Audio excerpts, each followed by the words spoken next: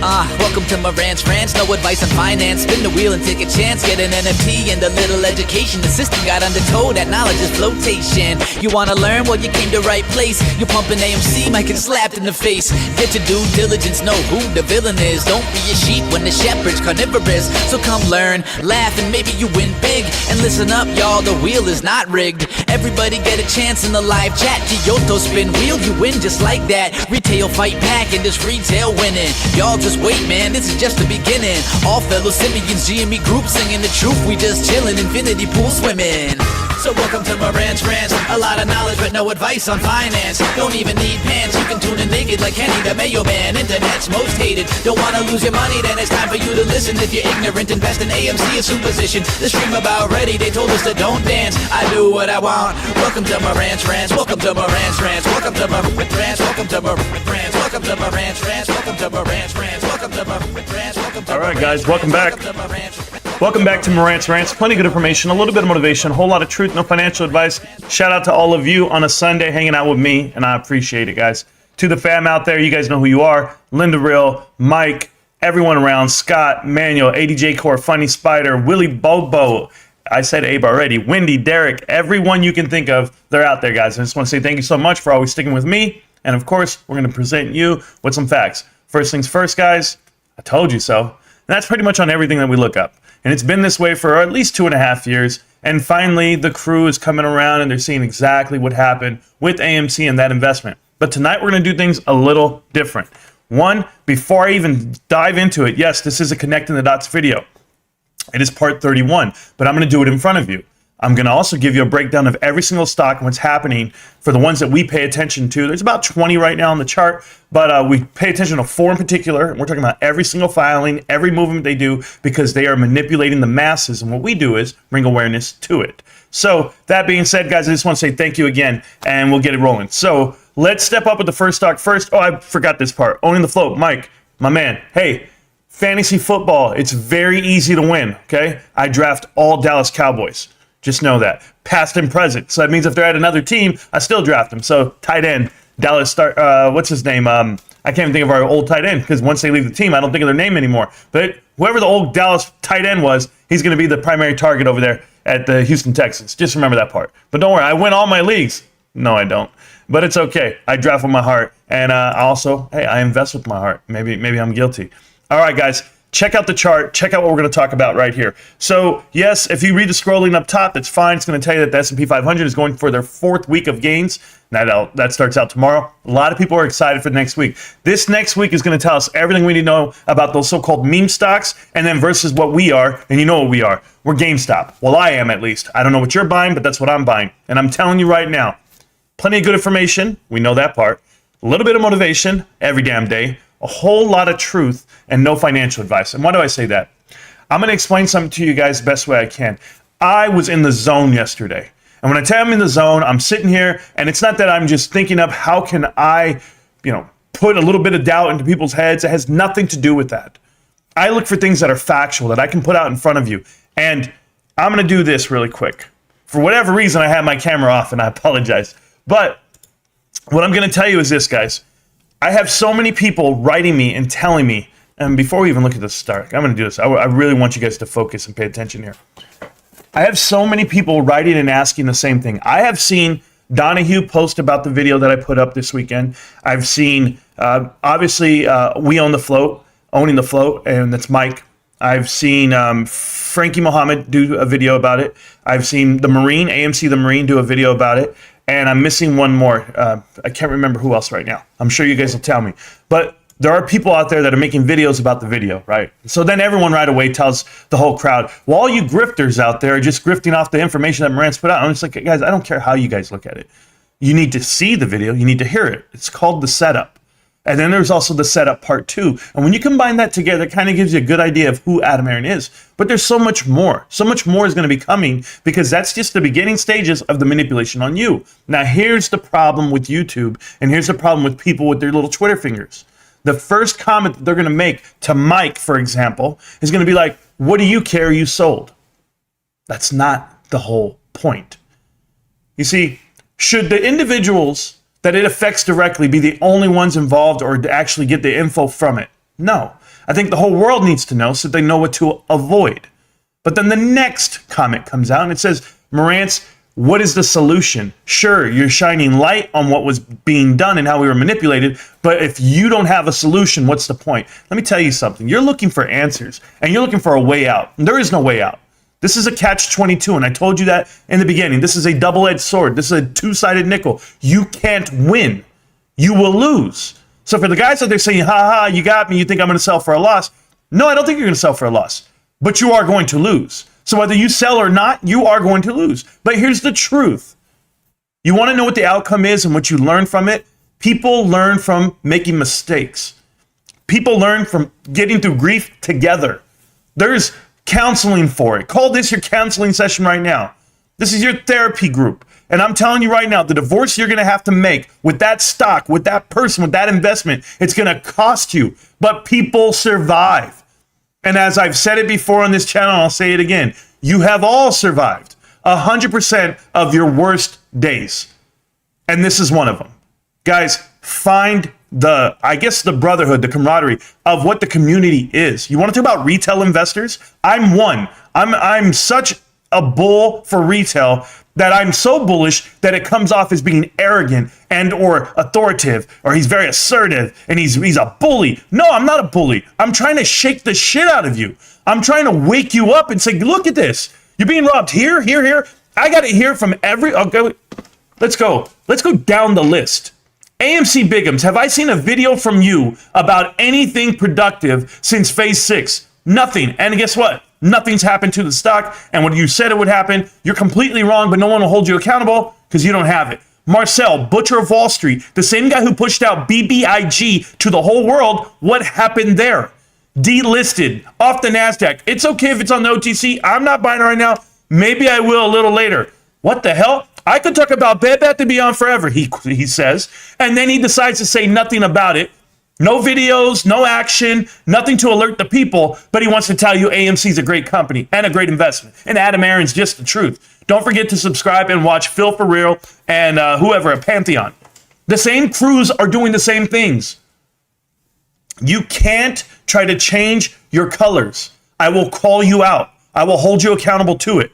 But when you guys all start looking around left and right and notice that your investment's gone and you lost, it's okay. We all take an L. We all lose. I saw Kobe Bryant shoot 3 air balls right there in the playoffs. And guess what?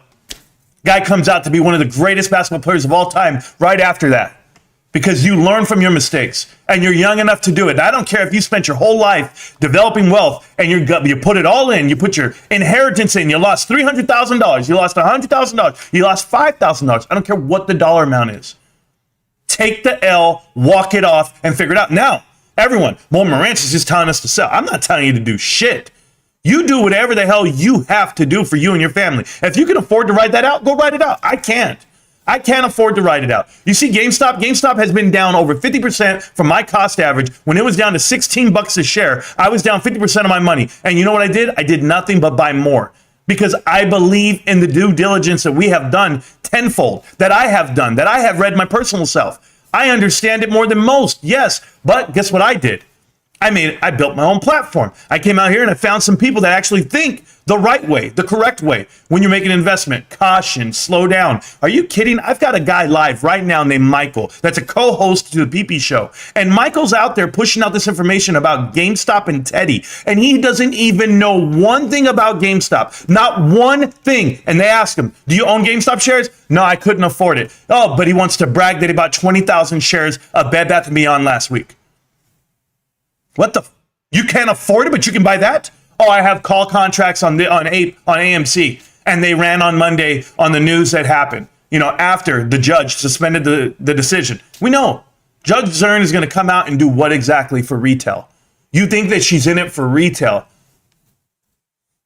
I'll get back to that in a minute because that's where we're going on Connecting the Dots 31. You guys ain't ready for me tonight. You guys think I just sit here and try to make videos and get clicks? Or someone is out here actually reading shit and figuring it out and trying to put the case together for everyone? Because you're not going to do it. For all these guys in my comments trying to tell me how great AMC is, they're not doing the due diligence and putting out the info. Twitter, crickets. Right here, YouTube, I see nothing. I have to go and make the first video for somebody else to make a reaction video. It's ridiculous. I have to watch AMC the Marine come out with like 10 videos over the last 6 months of shit we talked about 2 years ago, when all they had to do was come here and listen to the information 2 years ago. But they didn't. They fought you on it. They fought everybody. And I'd say you, because they don't only fight me. I think about all of you. Every single time you guys retweet, you guys push the info out in other subreddits or in other discords, and they mute you, they block you, they push you out. Oh, I know. I'm there too. I've been blocked on everything, but so have you. You think suppression is just what? A YouTuber saying, no, I think he's wrong. They do more than that. They do more than that. They tailor make this info for everyone. This is a manipulation on people. And you're asking me for solutions on what they're doing. Stop hanging out with them. That's the solution. But the first thing I got asked yesterday was on these comments in the video. They're the most comments we've ever had in any video I've ever done. I'm telling you right now, we had, oh my goodness, an unimaginable amount of traction and interaction off of these videos that were put out yesterday. And here's the problem that you guys don't get. I've been saying this info for 2 years, right? 2.5 years. But you didn't believe me. I had to go find a clip of Adam Aarons saying it for someone to actually believe it. That's the crazy part. And they go, Marantz, well, why do you wake up every morning digging for info? Why are you worried about my investment? Yeah, that's what I'm worried about. No, I have a vendetta against private equity. I do. For some reason out there, the narrative is that I want you to buy into GameStop. And I made a whole video just 2 weeks ago and told you, do not buy into GameStop. Literally told the people, do not buy into GameStop. None of you. I don't want a single one of you that can't stomach what running a company is, what the ups and downs are of the market. If you're not diamond handing your investment, if you're not ready for that 10 to 20 year investment, I'm not it. I called myself a decade trader, not a day trader. That's the video I made. So for anyone out there thinking I'm looking for some momentum on GameStop or I'm trying to pump up bags so I can leave, what the? Guys, you have not seen enough videos or you haven't been around long enough. Maybe you caught the one live stream where I'm drunk and tipsy and I'm talking shit and having a good time. I'm not allowed to have a good time, not allowed to celebrate. You do it every damn week. Every week it's MOAS. Every week it's something. Well, let's talk about it. Let's talk about the stock and let's talk about I can also talk about all this right here. See, this guy is out. Here we go. Crayon Green. Go make a channel. Go make a channel, do your own due diligence, and do it like Mr. Rogers. Well, hello there, boys and girls. I just want to tell you about a great investment called GameStop. And besides GameStop, I'd like you to not invest with Adam Aron and his corrupt friends at AMC, and or not listen to these failed YouTubers that talk about Bed Bath & Beyond and Teddy and GameStop and Ryan Cohen and Carl Icahn, and the goalposts just keep moving. That's all they're doing. And guess what? Time's almost up. But we're going to talk about more than that. There you go. Donahue called it. I don't know what he called exactly, but I've seen Donahue talk a lot, so he does a great job. 5 gift of memberships there from Funny Spider. Thank you so much for supporting the movement and the channel. Obviously, I appreciate that, and it's crazy the grind that we're doing out here, but it's not going unseen. I can promise you that. If you guys always want to know the analytics of what we do and how much traction you have, just know it was a great day for people to get the right information, the correct information. And I had so many comments, so many DMs to me about thank you, Marantz, for finally shedding light on this. And this is where we're at. This is what we need. Now, here's my conclusion. Okay. And I'm going to have a conclusion at the end of this whole video today. And this guy, Rob, I seen you in the comments too, Rob. And if I'm a joke, that's fine. I'm a joke. But you bought into AMC. So who's laughing? That's all I'm going to tell you. This is like the most not funny thing ever. Manipulating people for money and then creating narratives that don't exist and still further manipulating people with the new play, the new idea, the new pump, the new dump. You'll be okay, man. You guys stay with it though, okay? Wasn't the guy who said AMC would never see $7 again? Oh, and you're here too. You know, wannabe comedian, you've been saying messages in my videos for 2 years. For 2 years, you've been saying messages. So let's go ahead and do it. You want to talk it? Okay. What does this look like to you? Does this look like a pump and dump, pump, dump, pump, dump, pump, dump, pump, dump, pump, dump, pump, dump, pump, dump, pump, dump? And it would be one thing to only take this into consideration, but the other thing you have to take into consideration is this colossal pump and dump on top of you. This is a steaming pile of poo right on your chest by Adam Aron. Now, if you don't understand how they took your equity out of your company and out of your stock because you wouldn't give it to them, they went and took it. This is the problem. You can get mad at me all you want. You can hate me. You can do whatever you want. I don't care. You're deflecting the truth, the info that's there. It's a pump and dump, and it always has been, and I called it over 2.5 years ago, and you didn't listen then. You think that AMC took away some light from GameStop. You know what you don't understand? This is what you don't understand. GameStop has the ability to do anything it wants. If it wanted to be a terrible company, it could. It can make all the mistakes in the world. And it can just keep making mistakes for the next decade, and we'll figure it out. GameStop also has the ability to make a lot of money.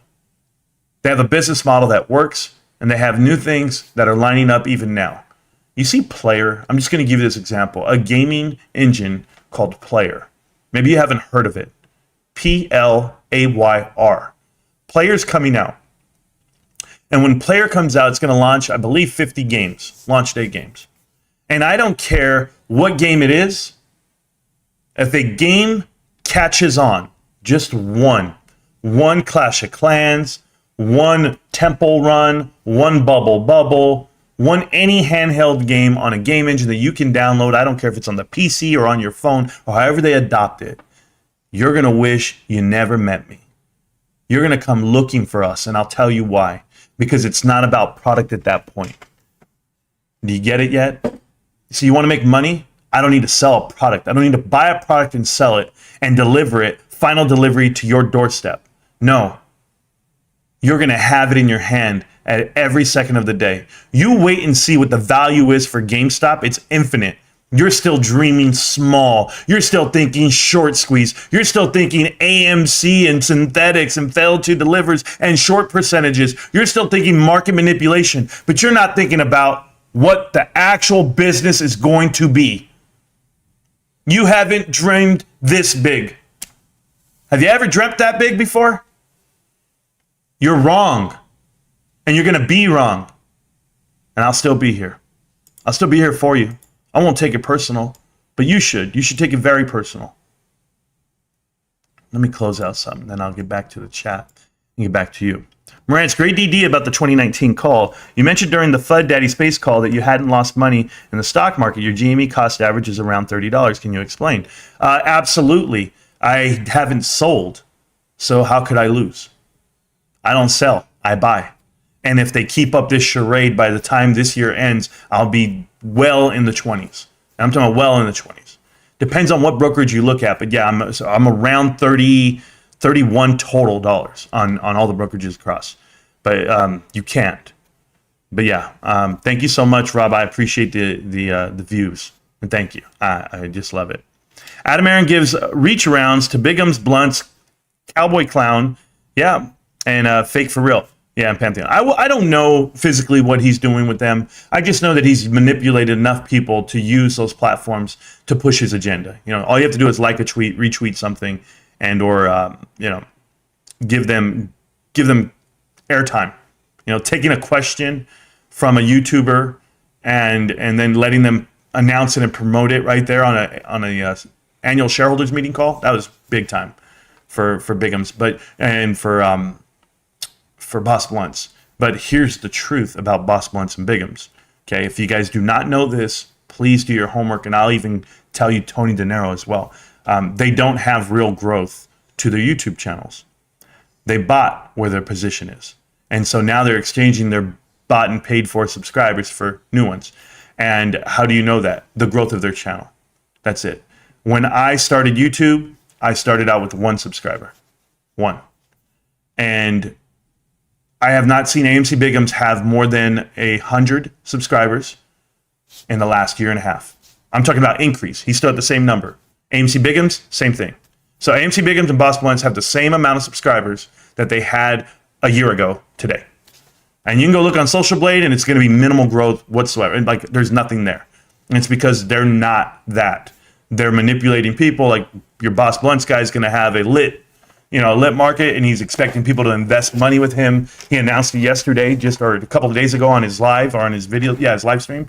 He wants people to buy in, help him out. And of course, they're going to be so effing rich because that's what he said. So it's things like that. Like, the truth. So Tony is worse than you. Rob, I definitely agree with that. Individuals who refuse to give you the truth, I don't agree with. So there you go. Sparky, it's funny how it don't count when it don't want it to. You know yourself, he said that, so he was wrong. I don't know exactly what you guys are talking about, but you guys have a good time fighting it out, okay? I'm going to get back to the show and back to the chat, but I really appreciate you guys. I fear for the kid Tony has on his channel. It looks like he's trying to groom him. I don't know physically what any of that means. I don't use words like that. But let's answer some real questions. Let's get to it. AC John, is Bed Bath & Beyond going to run this week? Run to what exactly? I've seen it get pumped up all the way to 40 cents, and then I've seen it come back down to 27 cents. The fluctuation is there from 20 to 40. You're in that range, but remember, that's a 50% decrease from where it is, the high to the low on that standpoint. So all these guys who claim they bought it underneath 10 cents, which is apparently everybody who comes to this chat, I just tell them really good luck. PP posted his position. He's saying that he has 77 cents a cost average, 70-something cents a cost average, which means he'll never get there. And I'll use the word never. The float is 750 million shares, 760 million shares, whatever it may be. And it's about to be over. Guys, Bed Bath & Beyond, we will find out this week. And unfortunately, these guys are telling me that Teddy's stores are going to start popping out on the 2nd of August. And that Patty Wu is in charge and Ryan hired her. And I had to hear all this shit today. And I'm sorry for it, guys. But Bed Bath & Beyond, this stock right here, that is the worst pump and dump you've ever seen in your life. And it wasn't Ryan Cohen's fault. I hate it when they do that shit. But this is when your YouTubers and your Reddit guys started buying in right here. They started buying in here. They rode it all the way down. It got pumped, a little bit of excitement, and came all the way down. And then they started making shit up. So they've been making stuff up on this stock for a long time, and I hold them accountable to it because it's terrible. It's terrible to be buying a stock that's on the OTC and that's going to never come back to, fulfill what investors thought it would do, and only because of what they've been saying. We literally have been telling you here on this channel, they're going through bankruptcy. They're already carving out assets. There's nothing left. There's no carve in per se, like a Bed Bath & Beyond. You can't, or like Teddy, you can't carve it in. It's not there. It's not available to it. So if you were going to buy Bed Bath & Beyond, what are we buying? That's all I'm asking. So good luck with what they have going on. They're going to lose a lot of money. But, it's their money to lose, and they've let me know that 100 times already. So Bed Bath & Beyond will not be anything. If you say a run, I just don't know what you're saying a run. I've heard people say it's going to go to $10, $80 a share. It'll never happen. It'll never happen. And I can tell you that right now, it would take so much money and so much cooperation between hedge funds. You don't have that at Bed Bath & Beyond. That's a straight private equity carve out. That's all that was. Vulture capitalism at its best, just picking off the carcass and then rolling out of there. And everybody got their money. Look at all the executives involved. Holly Etlin and Alex Partners, all the people that are there billing out and getting those finance charges, in addition to Dave Caston and Sugo getting paid per month for what they're doing to unwind a company, is exactly what they do. There's no track record any different. Sugov has been a part of about like 7 or 10, bankruptcies for the companies that she's ever touched. So everything has private equity written all over it. And we try to tell them that, but they were thinking it's something else. Ryan found that out and Ryan left because there's no way of rehabilitating, what that is. So, hey, Marantz, what's your opinion on Richard Newton? He seems authentic enough to me. I would put him in the same bucket as you, Lightning, in that regard, although different styles. Completely different styles. And I've said this publicly, and I'm never going to shy away from it. I don't prefer the way Richard Newton does his questioning of leadership and or his showing his allegiance to the company. He tried to use the leverage of his following, saying that he had 5,000 followers and that he had a huge stake of his personal wealth in GameStop. Therefore, he was demanding an interview with Ryan Cohen, and that was his letter that he wrote, and why he was so critical of the company and not knowing exactly what the company's doing, and just letting the professionals work. They do that. They run their company. If he felt that way so strongly about it, he could do it a whole different way. He could go work for GameStop, and then maybe he can manufacture his own outcome for his investment. But as far as questioning what they're doing, question it all you want. Those guys put their money where their mouth is. Millions of dollars, more so than the $200,000 he put in, and he felt that he was he had some point to make. And it was just more of a clout chase for me personally. I'm not a fan. I'm not a fan of his approach, and I'm not a fan of what he did with the letter to the corporate team. It's not what I stand for. It's not who I am. So I stand for hard work. Get your ass back to work, cut your hair, and look presentable. Go that route, and I'll be here when it's all done. What do you think about GTII? I think it's private equity driven, Smokey. There's leverage there for private equity. If you do the homework on what it was, the individual who passed away on the board of directors had direct ties to Drexel Burnham Lambert. And if you've seen Connecting the Dots, this is part 31 right here. So I want you to go back to, there's a playlist on my channel. It's called Connecting the Dots. Sit back, pour a drink, and start watching all of them. Once you watch that whole series, 1 through 31 now, you will have a very good understanding on how to invest, what to avoid, and how you can actually make money on this market. And so, and whether you're playing both sides, top or bottom, I don't care how you're doing. If you're buying puts or if you're buying calls, you'll try to figure it out once you see exactly how it's going down. Because we have pretty good indicators and predictors of what's going to happen. So just know, like when we say, oh, that stock's coming down, we knew that about Kohl's right after earnings. Carvana's been pumped right now on a pump and dump status, but to go all the way down to $3, back up to 60, and people think it's going to hold or keep going, they're crazy. They don't understand. So when it comes down to 40, and you're like, oh, you missed out, Marantz. I didn't miss out because you missed out not selling at 60 and it's back at 40. You just lost 30% of your investment. I'm trying to help you. I'm not trying to get rich off of you. That's the difference here. Maui Sam wants to know why you think Ryan Cohen wouldn't just come out and say Pulte and PP don't know what they're saying. Thank you. Hard to know what to believe anymore. That would be backlash. You would get so much backlash. I don't even know if it's legal to say it that way. But a lot of CEOs and board of directors don't address the public. Now, whether or not he's in it or not, that could manipulate the outcome of the stock of Bed Bath & Beyond, and you could get sued that way. You don't get involved. You do not get involved whatsoever. And that's just the way it has been. Why would he speak on it publicly if he's not there? He did speak on it, just so we're clear, Maui Sam. He did an interview where he said he sold and he's not interested in that company. And the fact that people don't want to believe that, people don't want to believe that they're actually in bankruptcy, that they're liquidating within a Chapter 11, that they've carved out everything of worth, that's how it's going down for them. And they're going to be okay. It's going to hurt, though. It's really going to hurt for everybody. Because you guys keep buying it, sure, that's exactly that. Marantz, always keeping it real. Thank you, Hernandez. I really appreciate that. Hey, man, love your work. Why do so many people think AMC is going to hit 10 soon? Do you see that happening? Absolutely not. Absolutely not. Let me explain it, okay? Let's bring up AMC really quick. So this is AMC stock. And you guys see it right there. It's $6.23, and this is on the daily chart. And I know in the after hours it peaked out and it touched really high and people grabbed it sometimes. And so everyone's trying to tell me, well, I thought you said it would never hit $7 or whatever it may be. I just want to show you something, okay? These are the residual pumps, right? Diminishing returns on those pumps, lower lows, lower highs, and lower lows per se. But this stock right here is held down by APE. So if you saw after the decision by the judge was to suspend that decision and or put them back to the negotiating table by Judge Morgan Zorn, she did that. The stock then went up while APE came down. Remember, I tell you guys this. APE came all the way down to 60-something cents, 70 cents in the after hours. And this stock ran as high as it's going to go. Remember, you're looking at floats of around 1.5 billion shares when you combine the two. So what it's going to take to even back out like it did the next day, we're back to where we were. That was just a simple pump and dump in a reaction time, but they control this thing.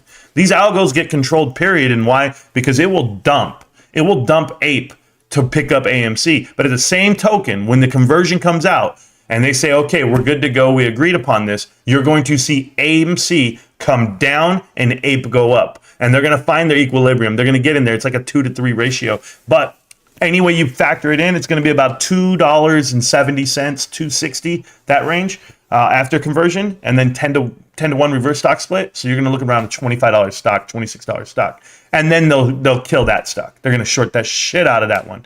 But the crazy part is this: Adam Aaron gave you APE for free. and he took the equity out of there. Now they're going to reverse stock split it, and they're going to keep that equity to themselves once they start diluting the float again. And, he wrote the letter to tell you exactly what he's going to do. And that letter is very damning. It tells you everything you need to know. An open letter from your CEO and the president of the board telling you that if you don't give us the ability to sell these shares, we're going bankrupt. That is a terrible investment idea. And for everyone out there that's like, Marantz, we're not here for fundamentals, we're here for a squeeze. Well, guess what? Fundamentally, this stock was 50 million shares. The float was 100 million shares. The float was 500 million shares. You're now looking at a float of 1.5 billion shares. You have been diluted, all while playing it safe, all while giving you an NFT, all while giving you a slushie and some popcorn and telling you that credit cards and retail popcorn is going to actually run this business moving forward. And it's just not going to happen. I don't care how many movies come out, guys. I told you last night, if you guys were paying attention, AMC gets a portion of the domestic box office. Unfortunately, the domestic box office is short by about 800 to 700 million or $669 million in quarter two. That's a big number. Even if you cut it in half, it means AMC fell short $300 million. So from what it needs to get there. And that's just to break even, guys. I'm just telling you to break even with previous years. And you're not going to get there. So now we look forward to quarter three, where Barbie is kicking ass, Oppenheimer's kicking ass, Sound of Freedom's kicking ass. And guess what's going to happen?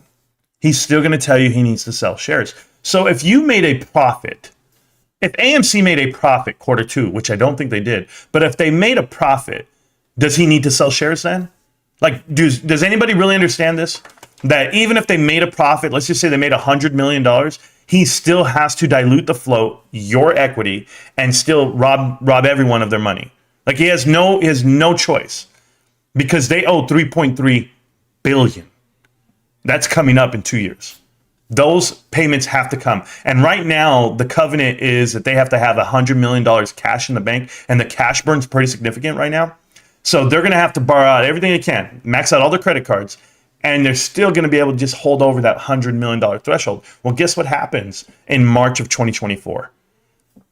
The damn covenants, the Covey-heavy bonds, come back into play. The banks only suspended them for 1 year. Are they going to suspend them for another year? That's just going to be, that's equally as bad. But JP Morgan's in on this, right? Project Popcorn is part of that. So if you guys don't know what Project Popcorn was, that is the invention of Ape and how they actually put it out to the public. So that's what's up. I'm just letting you know. Ape is robbery at gunpoint. Pretty much you had no choice but to sell. And we said that here. You think Judge Zorn is on retail side? All right, Honda Game. You want to play? Hey, Honda Game, can you wait a little bit? I got to get into some other stocks really quick. But I'm going to do the video right after. We're going to do it right here live. And I'm going to show you how I feel about the judge. The best time to buy GameStop was yesterday. The best time is today. What's up, Monty? I shop there a lot, so I plan on going. And the end of the period is tomorrow. By date, it would be today, I believe. I just don't know how they break down their quarterlies. But the 31st, tomorrow, is the last day you can shop at GameStop to affect the number for the second quarter, which I think is great. PBC says way more viewers on live stream than you. Segi, I've already proven this part. You don't want me to do it again. I'll embarrass the kid. Okay, I'm just gonna let you know right now. The reason is, and I also said this about his viewership and his videos that he makes. He only makes singular videos about me. Like, think about that for a second. He just posted another one yesterday saying I have a small member downstairs. And he would know how to measure it up and compare it. So it works that way. But yeah, I can only tell you that we tripled his views yesterday. Tripled. And I'm talking about his best day ever streaming was the Bill Pulte stream. And he officially had 16,000 views on that day. And we did more than that yesterday. So what does that tell you? I just think you don't understand DD. You don't understand viewership. You don't understand the following, the community that we've built. And one day you will, but by then it'll be too late. So I just want to thank you now in advance, just so you understand how to really gauge who's doing what. There's people out there actually doing the due diligence and then alerting the people. And then there's people who are just grifting and lying. So enjoy it. I'm good, man. This guy is a fear and FUD spreader. Wrath Wizard, whether you're scared or you're fearful from the news I put out, that's on you. But it's all factual. There's nothing I've said that isn't backed by facts, documentation. I haven't put out one single thing. Everything's there. So good luck, okay? Sure. 116 watching right now. Yeah, thank you, brother. I appreciate that. I appreciate that a lot. I couldn't make it without the 116. But we'll talk about that later, okay? Because the thing that's going to happen to you guys are going to lose a lot of money. All right, and I'm going to show you how you're going to lose a lot of money. I'm just going to show you a lot of things. But let's go look at Google. Google had good earnings, so they're coming back. They're trying to get to those all-time high numbers, doing well. Good job on Google. And you know why they do really good, Google? I'm just going to tell you. They are YouTube. Hi, I'm here. I'm YouTube. So there you go. Amazon, not so good. Remember what I think about Amazon? I think Amazon is done.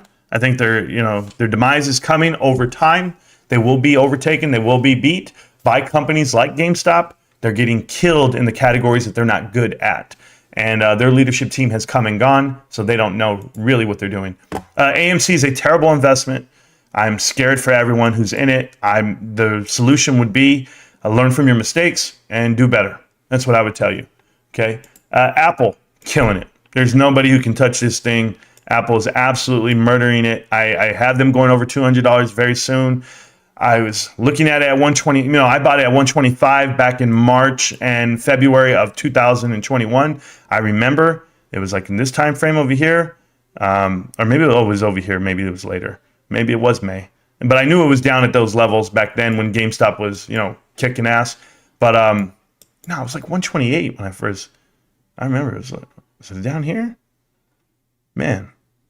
Oh, that's okay. That's not the right year. Hello. I knew I was right. Okay, so I bought in March. Yeah, I was around 125 in this range right here.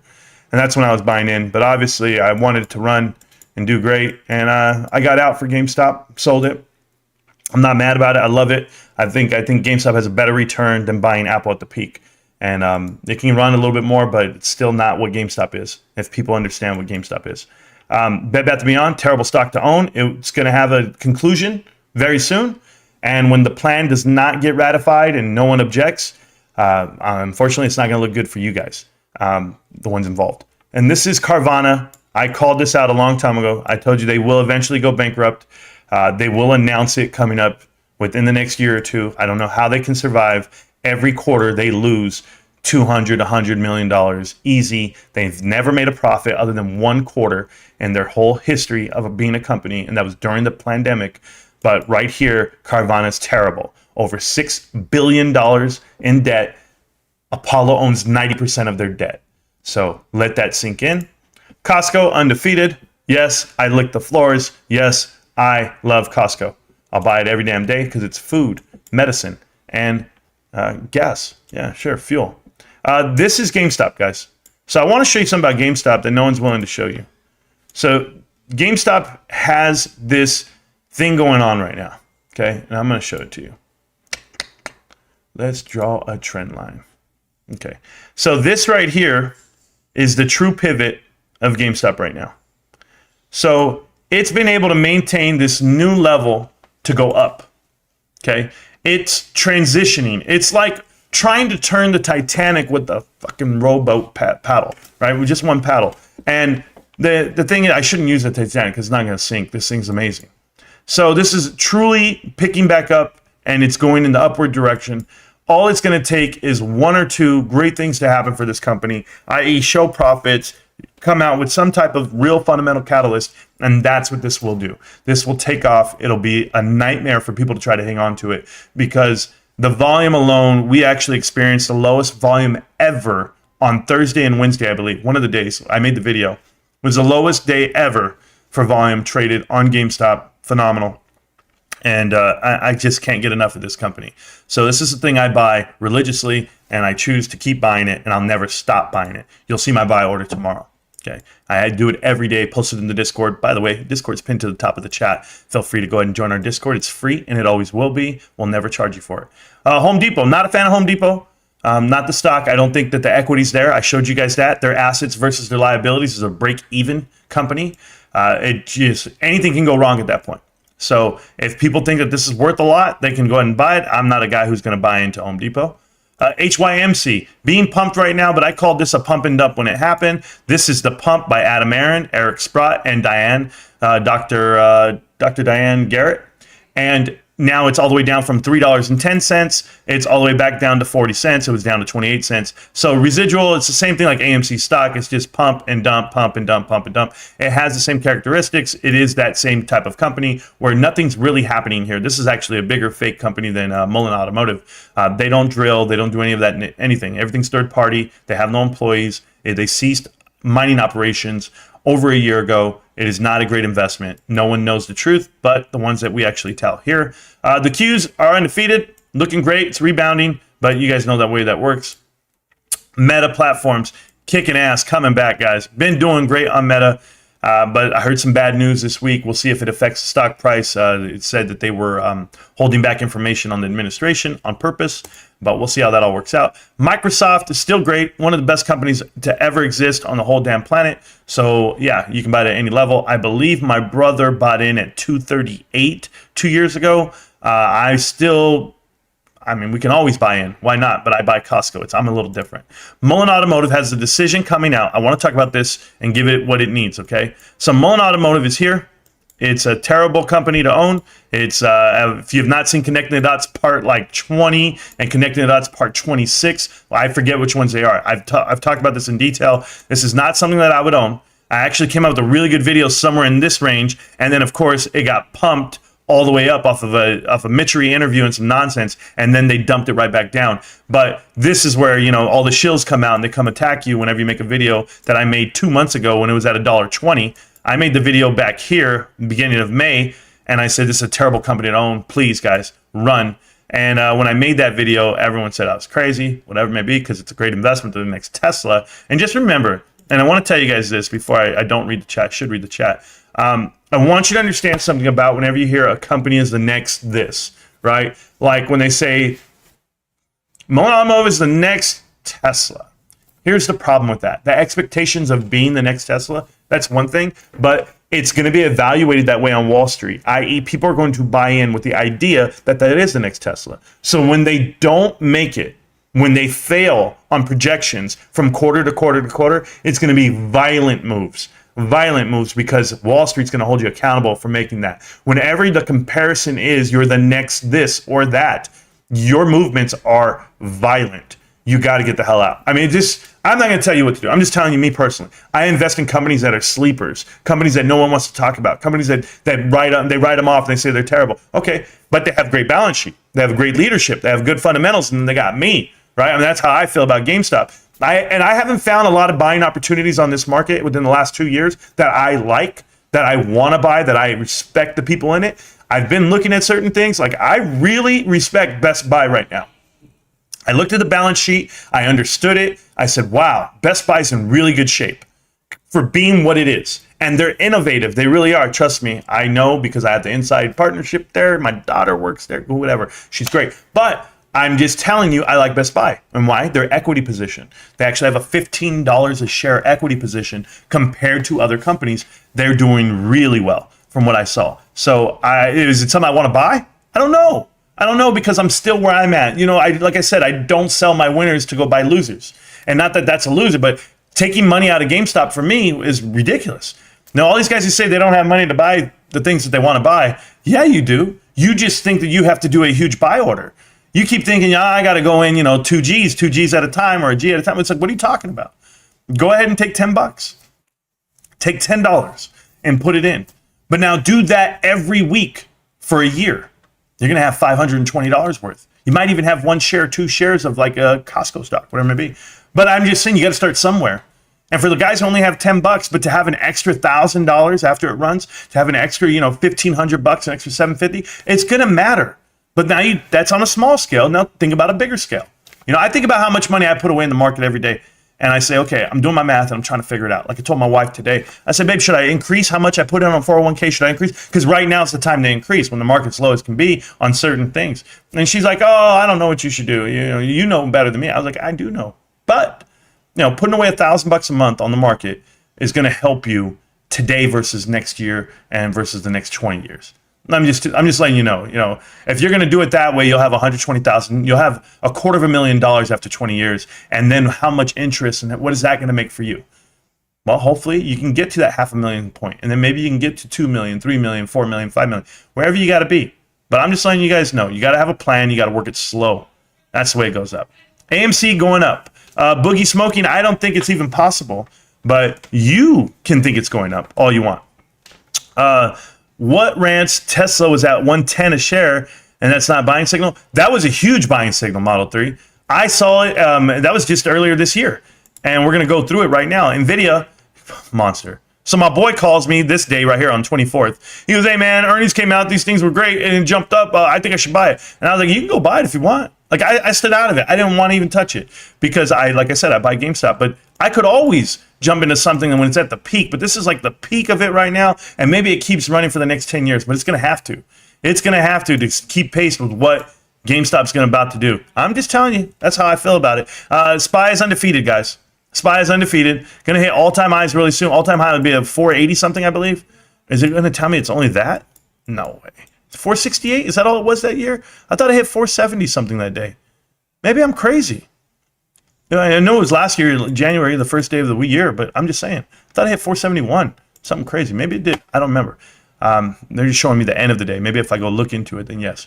Anyway, Tesla, right here, and this is what we're talking about. When Tesla was at 101, that's a hell of a buy. So for everyone who jumped in right here, you doubled your money easy. You got at least 150% increase from down there to up here.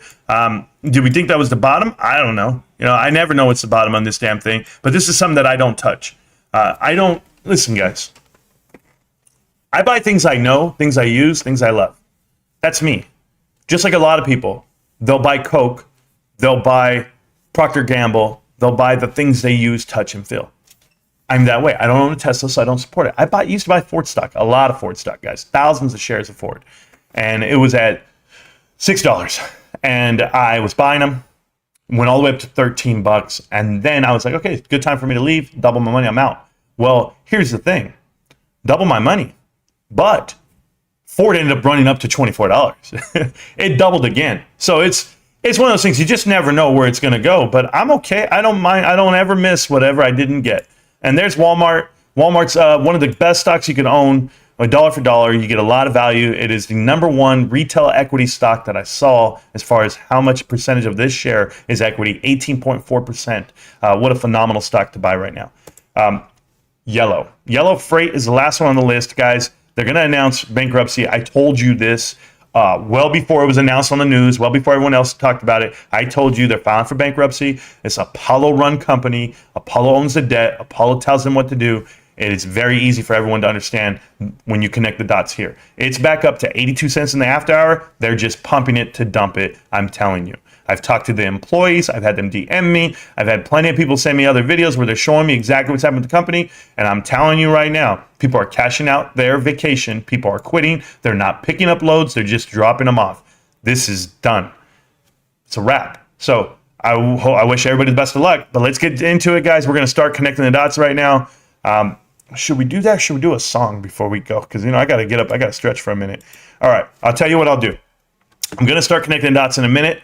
And it's going to explain, this is my opinion on what, and I'm going to get to the conclusion of it, on what Judge Megan Zorn, her role in this lawsuit against AMC really is. And we're going to find out what it really means. And I'm only going to go based off of her track record. I'm not going to make up stuff from the, my ideas. No, I'm going to go off of her track record and let it speak for itself. But I think everybody needs to know what's up. So I will be right back. I'm going to go grab a drink. I need to. And hopefully you're still here when I get back. But I'm still trying to figure out, this is a good one for me. Yeah, for all of you guys. All right. Let me see if I'm even ready. But this is a shout out to the PP show and everyone else out there. Enjoy. A year. Now pay attention.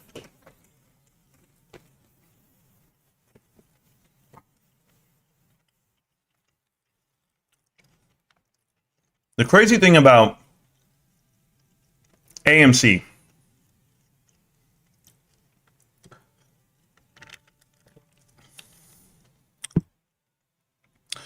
is you often wonder if everything's calculated.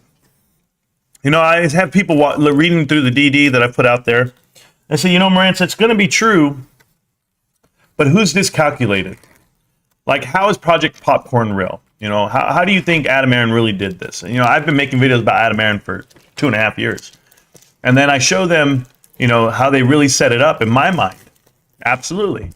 How they set up the pay structure for the CEOs and all the other board of directors. And then everyone's going to tell you, well, you know, they were lowering costs and whatever it be. It's like, we're lowering costs when we made the most money we've ever made revenue-wise. Maybe other factors of what has to happen with this company. But what he didn't say he was lowering costs to have a better balance sheet. They literally were lowering costs because they felt the stock was severely undervalued. And that's his words. We feel our stock is severely undervalued, so guess what we're going to do?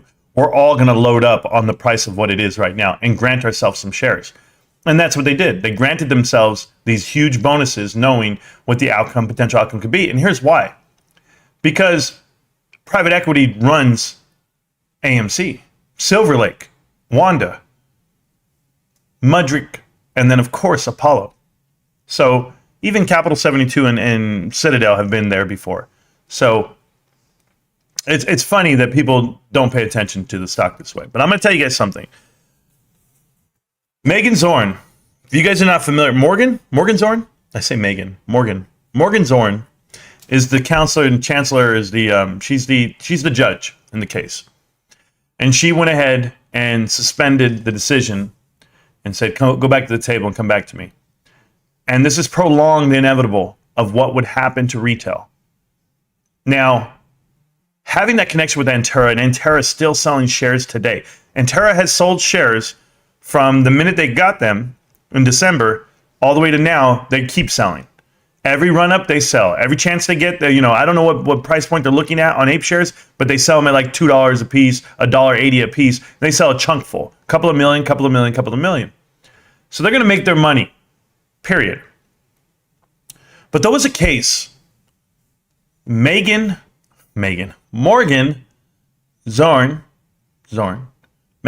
Zorn.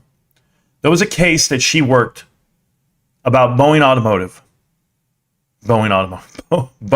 Technologies, Boeing Airlines, Boeing, whatever. Boeing, they make all the jets. I lived in Savannah, Georgia. Gulfstream was a huge company that you could work for, and Boeing. Those are the two corporate companies that everyone wants to work for when you live in Savannah, Georgia. That or the Port Authority in Pooler. So I'm very familiar with Boeing in that sense. Like it's a huge company, produces all the aircrafts you can imagine. But there was a crash, 2 crashes of Boeing 737s crashed, 2 of them. And over 360 people died. They got sued. And they had to stop the flying of those aircrafts for a while. And when it went to court, this judge is the one who gave the stamp of approval for a settlement for Boeing. I keep saying Boeing Automotive. I don't know why. She gave them a stamp of approval, and then they settled the lawsuit for $200-something million. Not even $1 million for each person that was flying that died, which is crazy when you think about $1 billion corporation. And in turn, she put in there, and she said, you must add an additional board member to your board of directors that has aviation experience and background. This is the crazy part. This is the part where I tell you private equity manipulates companies from within. We know that they put plants on numerous companies, and you wouldn't know the difference. You wouldn't know where they come from, who they are, or what they're doing there. But you often ask yourself, what's the connection? Let's go. Connect the dots.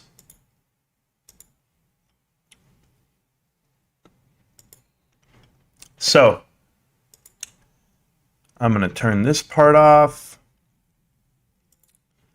And we're going to go up into this. So there she is, Megan Zorn. Okay? And I just told you the story about the case that she had. But this is the individual right here, Dennis Muhlenberg, who worked for Boeing. And when he stepped down, because he had to step down because they made that settlement, and guess what? It just wasn't that safe. There was a guy named by the name of David L. Calhoun. And David L. Calhoun comes over. Now, before we even get to David L. Calhoun, we're going to think about the decision to hire a new board of director. They have to. They have to put in somebody with aviation experience per Morgan Zern.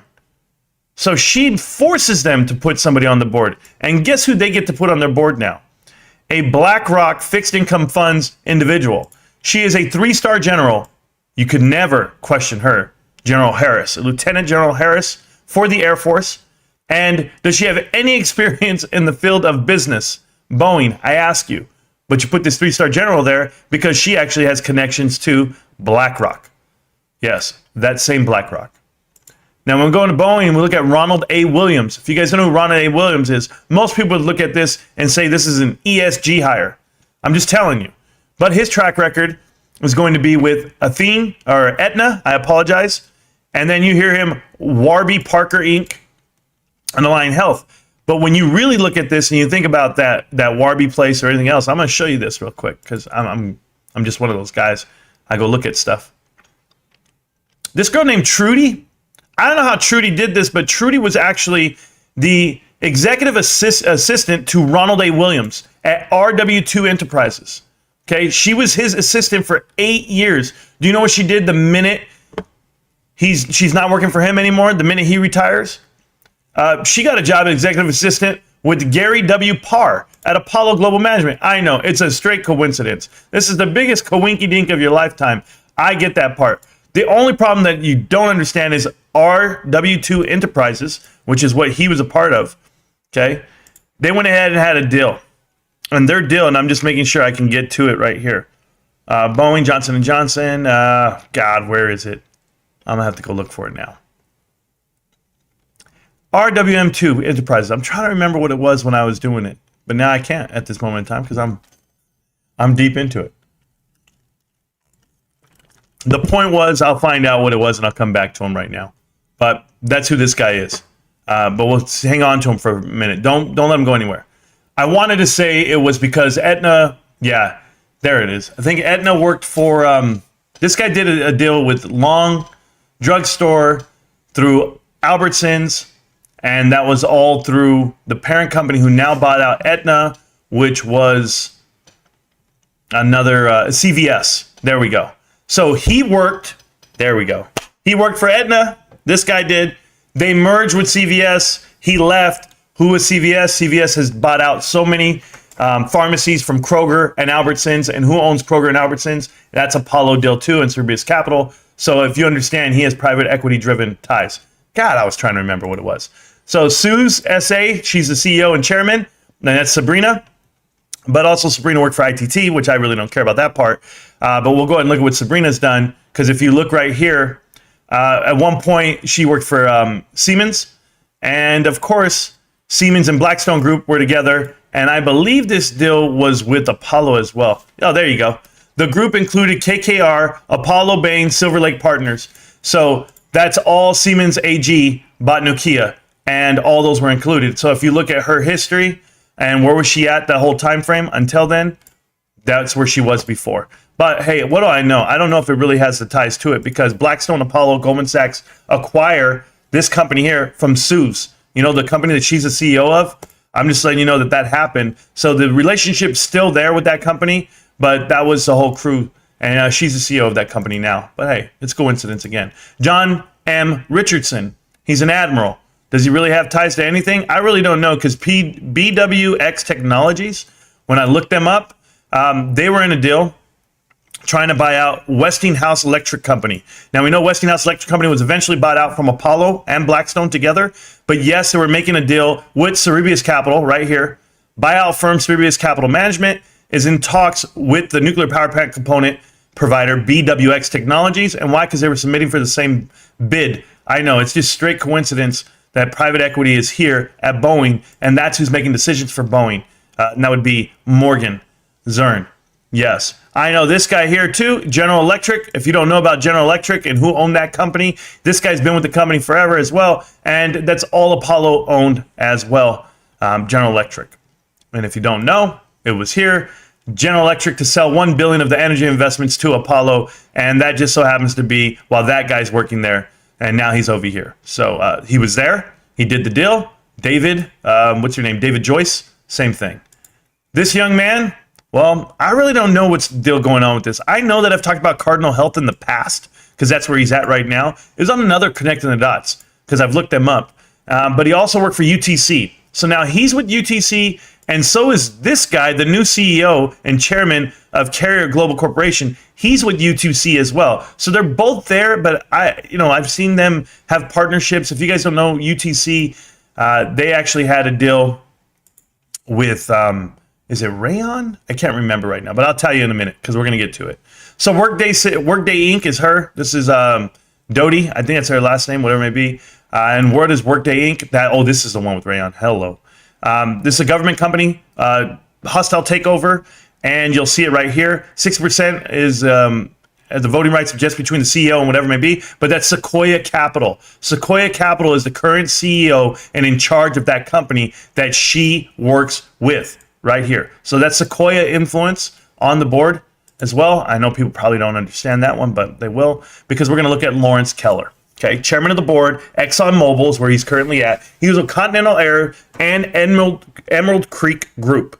This is the problem I have right here. Continental Airlines, if you guys don't know, they were bought out by United Air. United Air took money from Apollo. Apollo runs that whole show. So Continental goes under business. They merge. They have to merge. You guys know about this part. If you don't, that was like 2010 timeframe. This was the CEO and chairman of Continental. So that's all Apollo driven. If you don't know that, I'll show it to you in a minute. But also, there's a company out here called American Beacon. American Beacon has prospectus. And when you look on here, they're actually Emerald. That Emerald Capital thing. Emerald. I think it's... Man, my drink's in my way. So right here. So they actually put somebody on the board of directors here. A partner for Emerald Creek, where he is currently at right now too. But if you don't know this company that I'm showing you, American Beacon, they are owned by Apollo. They are completely owned by Apollo. If you guys don't believe it, I'll just show it to you right here. It's gonna look at this. Let's just type in Apollo and let's just show you how many times Apollo is written on this damn thing. Okay, so this is Apollo Total Return Fund, 208 times on this filing. It is Apollo, and it'll say right here, Apollo Credit Management, Apollo Global Management, the Apollo Global subsidiary of Apollo Global Management. Can I get my words out tonight? So that's an Apollo company that is run by and has on the board of directors Emerald, right? Guess who this guy is? He is the president of the Emerald Creek Group right now. So he sent one of his guys onto the board over there at that company. Because remember, you got to be independent. You can't have any ties to the board of directors. And this is how they connect the dots, guys. They're actually running this damn company. Let's go ahead and look at David. This guy, he's an aviation senior advisor, and this is David Siegel. And where did he work? David began his career at a consultant at Bain & Company. He also worked for Continental Airlines. Okay, now if you look right here, chief executive of several aviation, whatever it may be, but he is now a senior advisor, aviation advisor to Apollo Global Management, and serves as the chairman on 2 Apollo portfolio companies, Sun Country Airlines and another airline company. These are the ties you have in the aviation world for Apollo and, well, I would tell you Boeing. So when you look here, this guy's been with Atlas. This is the same guy. Apollo Global Management. And as you go down the list, he's been with every single airline you can think of just to get to where he is today. So he went from Bain & Company back in the 80s and the 90s, 7 years there, and then he turned into a CEO of Continental Airlines. Did they set it up that way? You better believe they set it up that way. Now, blaming United's problems on Continental or vice versa, exactly the problem. Because the problem is this, if you look at Apollo, they, well, they're not going to show it to you there because it says it that way.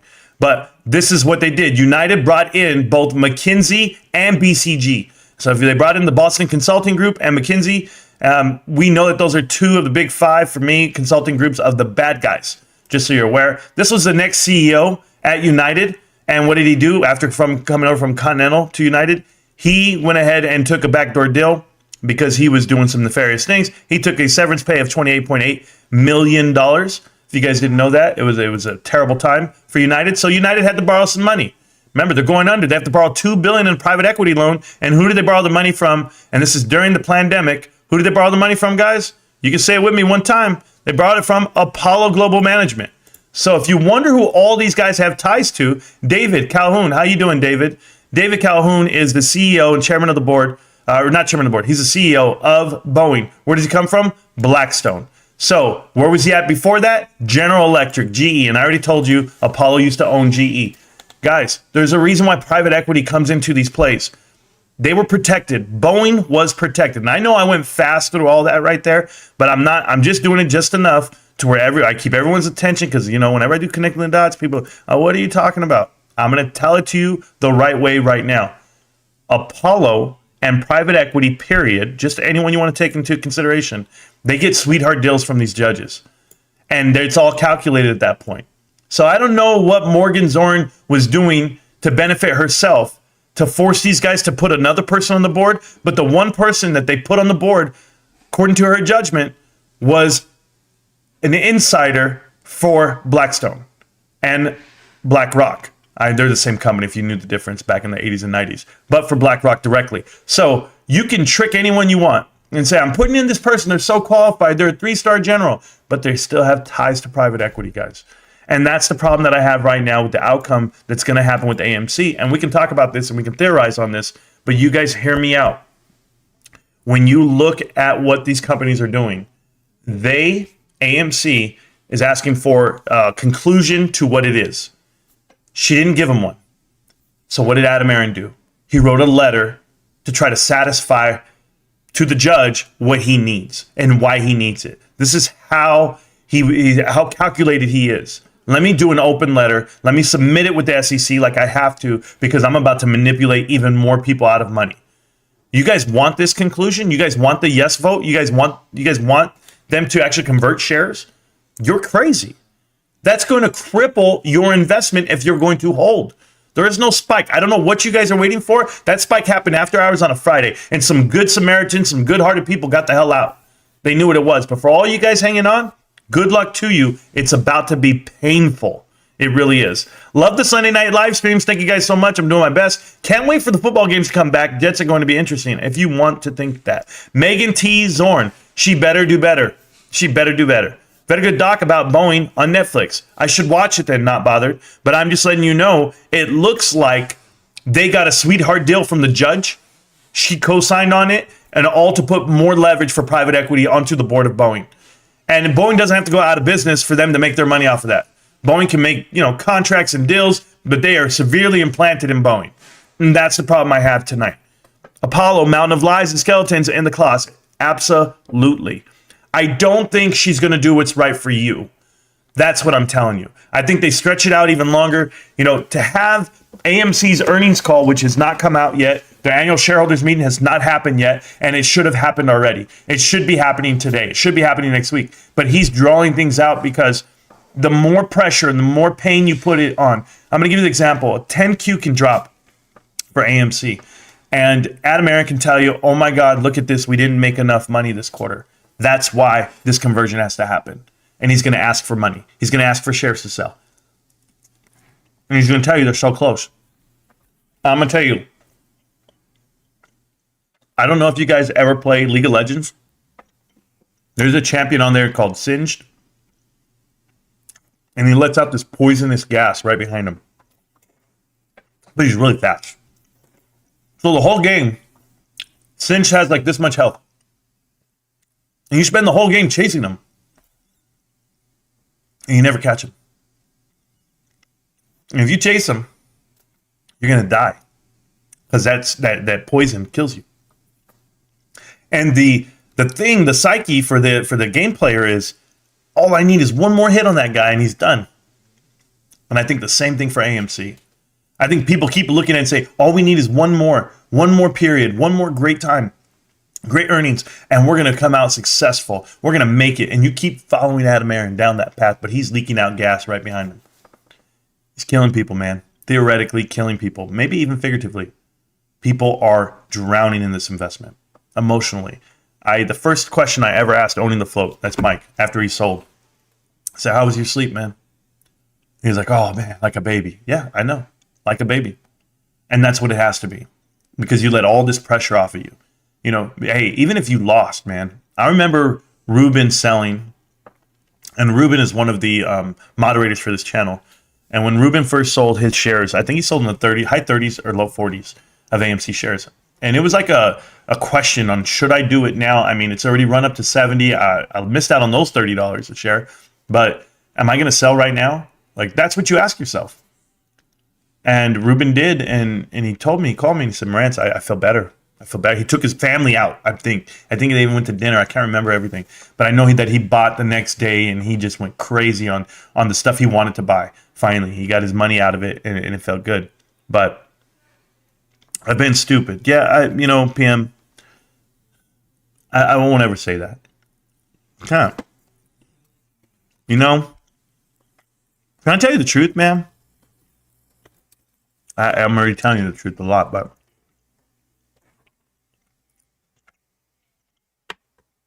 if GameStop was a terrible investment in the end, like it never panned out.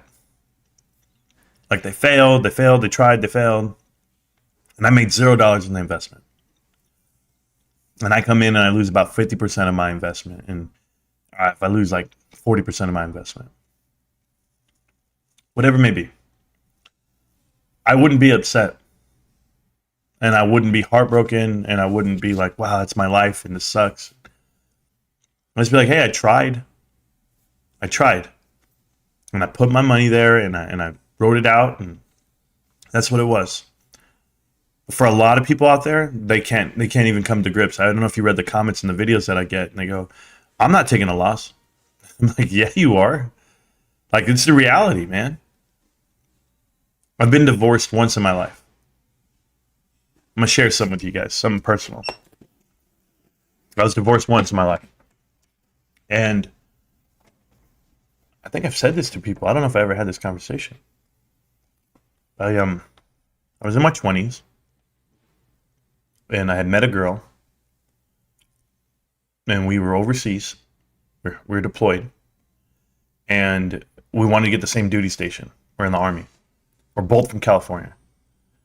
And we move, and we get married at the embassy. We go to the embassy, and we get married. There you go. We move. We get pregnant 2 times. We get pregnant. And during that time frame, I'm very young. She's very young. We're still getting to know each other, our lives. But I got it wrong. She got it wrong. I wasn't the right one for her, and she wasn't the right one for me. We had 2 beautiful children, and you know what? The kids are great. They're all grown now. It's amazing. This is back, I was 20, 21. And but check this out. So after 3 years, and she got deployed like while we were together, and I ended up staying home with my son. It was time to get out of the military, and it was crazy because I fly back to California. Actually, I drive back to California, and I said, you know what? I'm going to make it work. My life. I'll make my life work. So I said all that time was wasted time. That relationship was a waste of time. And I tried to write it off as to say I got nothing from it. I didn't, no value. That's not true. I learned a lot about myself. I learned a lot about what not to do, what I don't want to see my kids do, right? How I'm going to outline life. Let me be the example. So what did I do when I turned 24? I turned 24. I got a new job. I got a new corporate job. Started making crazy money because it was a sales job, and on top, it was commission based on top of just, your salary. And, I went crazy, and I went ahead and lost every dollar that I made. I lost every dollar I made. I had a video on YouTube. You guys can find it. I tell you where I lost $40,000 cash over 9 months playing poker every day. It wasn't that I wasn't good at tournaments. I'm very good at tournaments. It's just you go down and you sit down and you play the live game. And when you play the live game, kind of like you day traders, you're going to find this out the hard way. You sit down and you realize that the guy across from you has more money than you. So it doesn't matter. It doesn't matter if you win a hand or two. It doesn't matter if you win all night that day. That guy's going to come back tomorrow and he's going to get you. You see, AMC investors are me in my 20s. AMC investors and Bed Bath & Beyond investors are the individuals they're the reason why Vegas wins or why casinos make money, because they keep putting money into the machine. And for everyone that wins and they post it online and they show it to you in a Reddit subchat, yeah, here you guys go. Here's this. There's going to be 500 that don't. And that's the God's honest truth. I treat the stock market that way. I'd rather go to work and make money than go around from machine to machine to machine or table to table to table and take my chances. All of these guys want to take a chance. And it's not that I'm weak or that I don't. No, look at the YouTubers you watch. Think about it. They don't have the responsibilities that we have. You guys want to check out my moderators? My whole crew of moderators are grown-ass men, well over 40, all cut from a different cloth. I have one of every nationality, and I did not plan it that way. And they literally have families that they fend for. I'm the same way. I have 5 children, have a wife, and I have a lot of responsibilities. Go look at the other ones. Go look at those guys who are saying, you know what, I'm going to be so fucking rich, I'm going to go. They're hotboxing their house, smoking weed in the same house that their kids are in, vaping right there on the screen that their kids are in. It's crazy to me. I don't raise myself that way. Or I don't raise my kids that way. That's for damn sure. Now, my oldest daughter is past the point where I was, and she's not married. And it's a victory lap. And she has a career, and she's working, and she's doing her thing. Victory lap for me. I'm okay.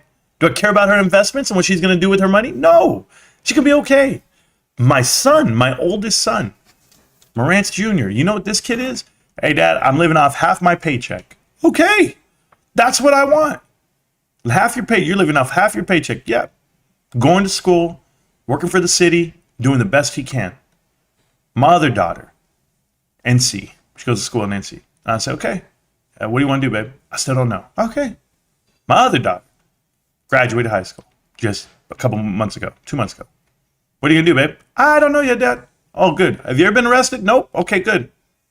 Well, what do you want to do? I got you. That's all I care about, guys. That's why I'm here. That's why I invest money. For my little man. All of them. All those guys.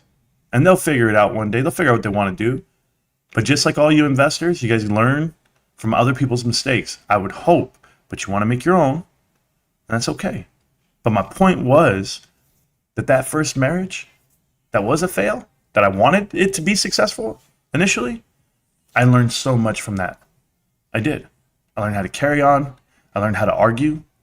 I learned how to get along. And I learned what's really, what's valuable to me.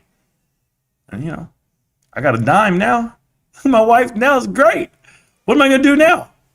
Tell my wife, my wife is the most understanding person I've ever been around. I go, hey, babe, let me tell you about the channel.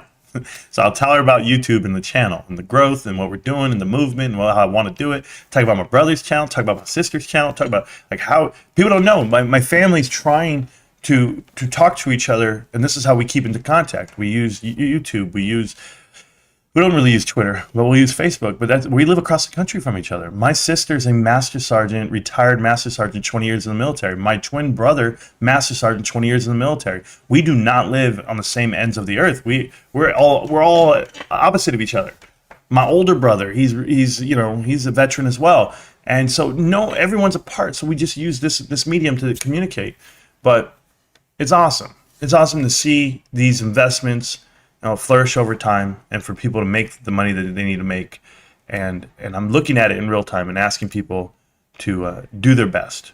That's all I'll ever ask. So for you guys asking for answers on how we're going to make money, you know what?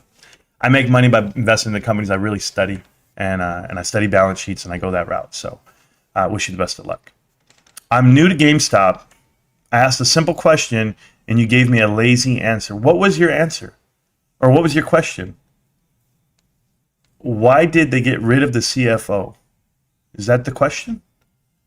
Is GME going into the teens?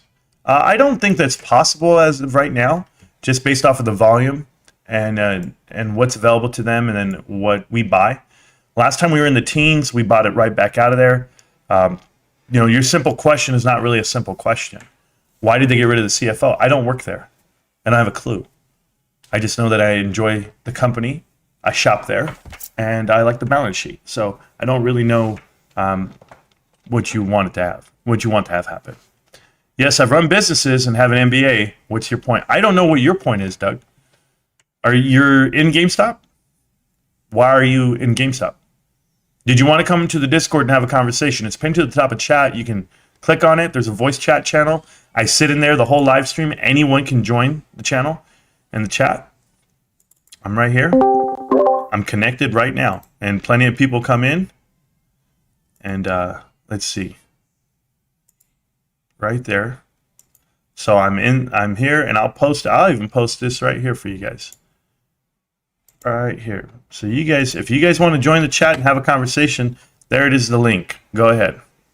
I would never advise buying any stock without looking at the balance sheet. I do two things. I look at balance sheet and I look at the board of directors for sure. And I heard today on a live stream, which was unbelievable. It says, I never looked at the board. I don't care about the board. I don't care about that. I just know it's a short squeeze. I'm like, that's all you're doing? You're investing into short squeezes. So it's not very successful. It's not going to be. This is awesome, dude. This is just an awesome box of candy. You guys know that my wife has these on deck for me. And I saw them and I had to have them. So I'm going to go up and I'm going to try to read this chat.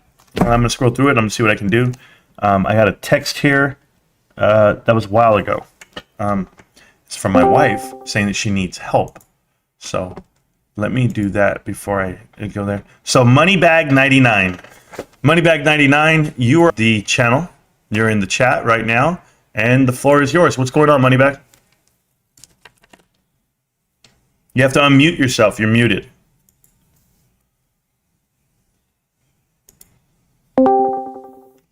Stock Cobain. Stock Cobain, the floor is yours. You guys have to unmute yourself if you guys want to talk. But if you want to ask a question, go for it. I'm here.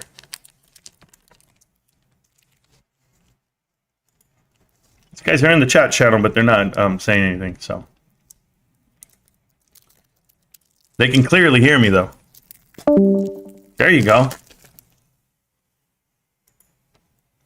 So Moneybag is still here. Moneybag, did you unmute yourself yet, Moneybag? Do you have a microphone? You're gonna need one.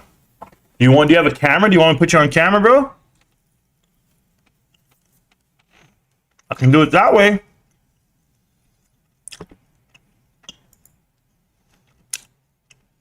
Moneybag, whenever you're ready, we're in the chat. I'm waiting on you. I see you here. You're on your cell phone. You don't know how to figure out your cell phone?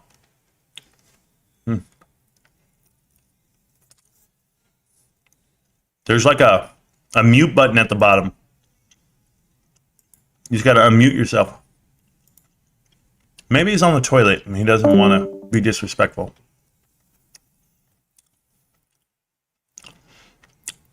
A local Hawaiian version of your Mexican candy.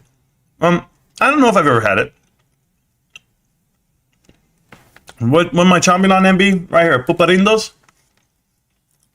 The extra spicy picante kind. I don't like the yellow or the green. I like the red one. That's it. Thoughts on Microsoft? I bought at 136 last week. You did not buy Microsoft at 136. Am I tripping? Am I tripping right now? Microsoft's not 136. I don't have any thoughts. If you bought Microsoft, good for you. Hang on to it. Check out when you get a chance. That's for everyone. Oh, cool. I'll definitely check it out. All right, I'm gonna go up in the chat since these guys can't figure out their mute button and they're sitting in the damn chat channel. They can, like I said, anybody can join in and talk. The link was there. I'll throw another link in the chat from time to time. But let's see. It says Marantz, great DD about the 2019 call. Oh, thank you so much. Yeah, but I haven't taken a loss, and I don't take a loss. I'm not going to sell anytime soon. So post GME split, $37. Well, there you go. Funny Spider out here gifting memberships. Yeah, Scott Poland, I thank him for that. And there was 5 of them there, and whoever won them, they won them. I'm way up here in the chat. Hernandez, most people here are value investors and evaluate GME on equity and brand presence basis. MOAS isn't really part of the equation for Marantz. Correct, Scott. And I know people don't believe that until they hear it or until they sit down with me and they talk with me. But absolutely, I think the fundamentals of a company are going to be the reason why stock propels, and it has nothing to do with manipulation, i.e., we're buying it, FOMO buying, all that bullshit. I don't want to hear it because that's not the way it works. You literally are either a valuable company or you're not. And right now, there's a lot of them that are not. And but we're not that company. We're extremely valuable.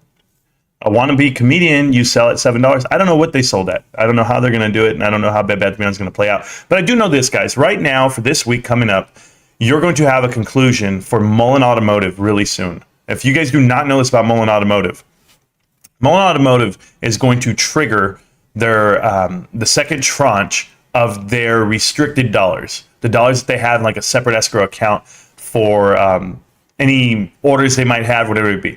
They propped up their balance sheet with $26 million there. They took 13 out in May, and they're going to take 13 more out right now, right before they're going to have a vote for a conversion. They're going to go up to 100-to-1 reverse stock split. They're also going to have a vote to say if they're going to move from Delaware to Maryland, which I already told you, if they move to Maryland, it's over because Maryland corporation laws are totally different than Delaware. That's why 93% of the S&P 500 companies are in Delaware. They're not in Maryland. The companies that are in Maryland, I'm not saying that they're bad companies because, hell, I'm invested in one called T. Rowe Price. But Maryland has different corporate structure laws protecting the actual executives, chairman of the board, everybody on the board of directors. And you do not have to get shareholder approval to reverse stock split, to dilute the float. There's so many more things you don't have to do in Maryland. And people know this. And that's why MULN Automotive wants to go over there. So there you go. Everyone exercised their 5, 6, 7 calls owned. There you go. Tony is the worst. I definitely agree with that. Don't be hating. Let's make some money. Frank, there's no such thing. It's not hate, man. There's no hate here. It's sheer just, math, I would say. I don't know exactly what you guys want to happen. The stock can't move. It's not possible. Stoked for GME to dilute in a year or two. Lemon, you're back. Thank you so much, Lemon. I appreciate you. Yeah, you're stoked for GameStop to dilute in a year or two. Yeah, I don't know what they would need to dilute for. They don't need cash. There's not a cash burn per se, so I don't exactly know what's going on. That's all I can tell you. He has not lost money because he has not sold, but he is down $3 per share post split. Just to be clear, there you go, model. Model understands exactly what we're talking about, and I thank you for that, model. But yeah, I'm not gonna lose. Sorry. Is Bed Bath & Beyond going to run this week? I don't believe it's going to run. No. If it runs, how high do you want it to go? Because some people are looking for dollars, and I don't see dollars coming. I don't. I see it staying on the OTC, and there's a reason for it. It has a big Q at the end of it. So whenever you type in BBBY, please add the Q because you have the wrong ticker. They might have to dilute according to acquire a company. It's okay. DRS GME, sure. If you say that, if they're going to give up shares to acquire a company, I guess they could do it that way.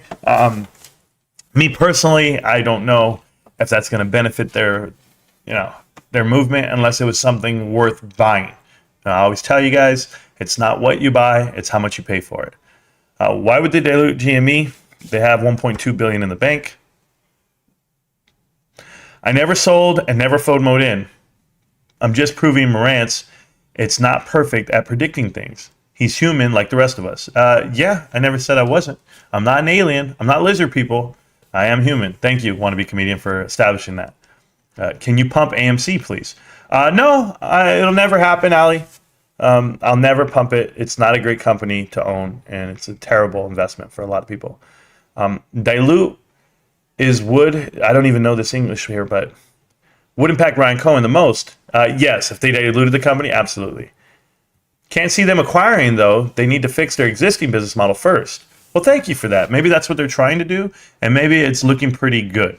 That's all I can tell you. It's also a 50% increase, chump. Oh, I'm so sorry, AC John. I hope you make your money. I hope you do really well.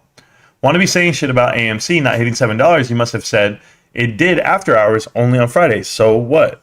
Sparky, good luck, man. I hope you got some money out of it. I want to know, did you sell at 7? That's all I want to know. I'm going to guess not. And then GameStop company leaders' incentives align with individual investors' goals or something like that. Correct. That's why they hold shares. AMC will pump soon based off of the judge not allowing the split to go through. We'll run to 15 to 20. I'll be out by then. I don't think that's possible. 15 to 20. I don't think you understand what I'm telling you about Ape. Ape went all the way down to 70 cents, right? As it's coming down. There's this whole theory of the company itself is that you're going to have this arbitrage effect, as in they'll be equal 2 to 1, whatever it may be. But you're looking at a $15 to $20 stock and AMC shares, your Ape would have to be $5. I'm just letting you know because based off of what it would have to happen. But we have BB85 here in the chat. BB85 actually has his mic on. Good evening, BB85. What you got on your mind?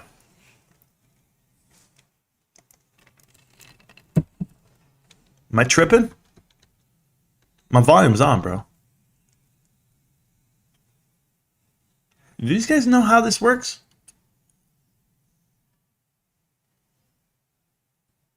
Is it me?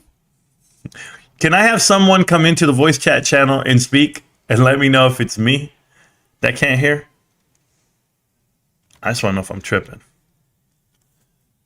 Somebody come on in and let me know as I do this. Yeah, Honda game. There it was. Judge Zorn previously allowed private equity to take over Boeing. So we'll see how it goes. Somebody let me know in the Discord. If somebody wants to jump into the voice chat channel real quick, just let me know if it works. Oh, there you are. Yeah, what's up? You can hear me? Yeah, I can hear you perfect, brother. Thank you. Okay, so mics are working fine. Yeah, BB85 just doesn't know how to use Discord, I guess. It happens, bro. And I'll turn on the mic. I'll turn on the vision. I'll do video and everything. Anyway, Monty, how you been, man? How you feeling?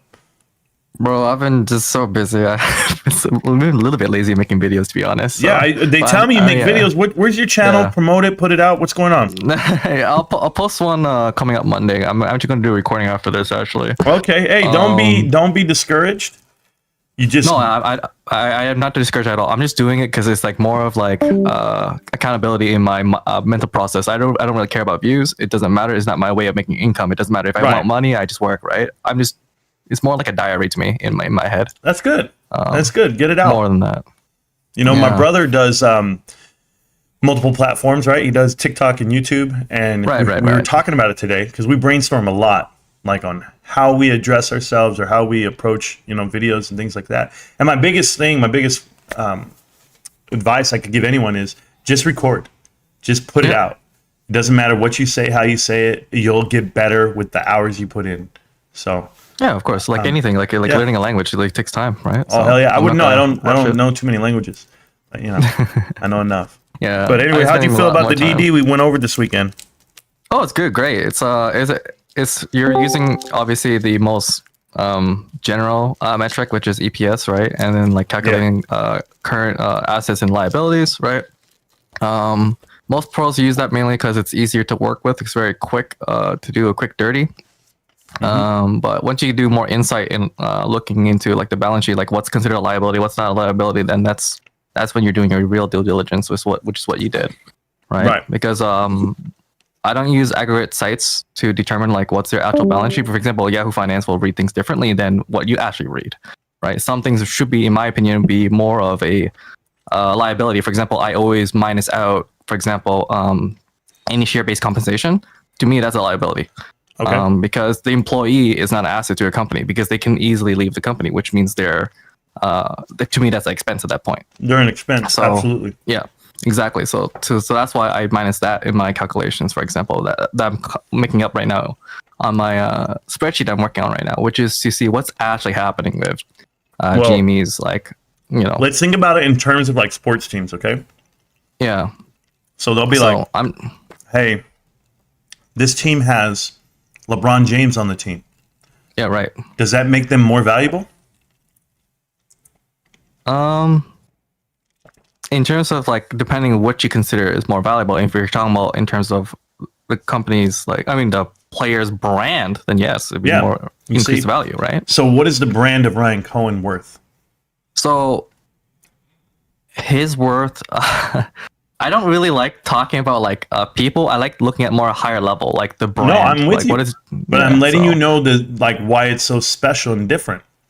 To me, there's ahead. no price tag to me, in my opinion, on Ryan Cohen because like he's invaluable, in my opinion. He's actually an invaluable active investor who actually will put his hands in because with the CFO leaving, this is an indicator telling me like there's going to be a lot of people wearing multiple hats within the company.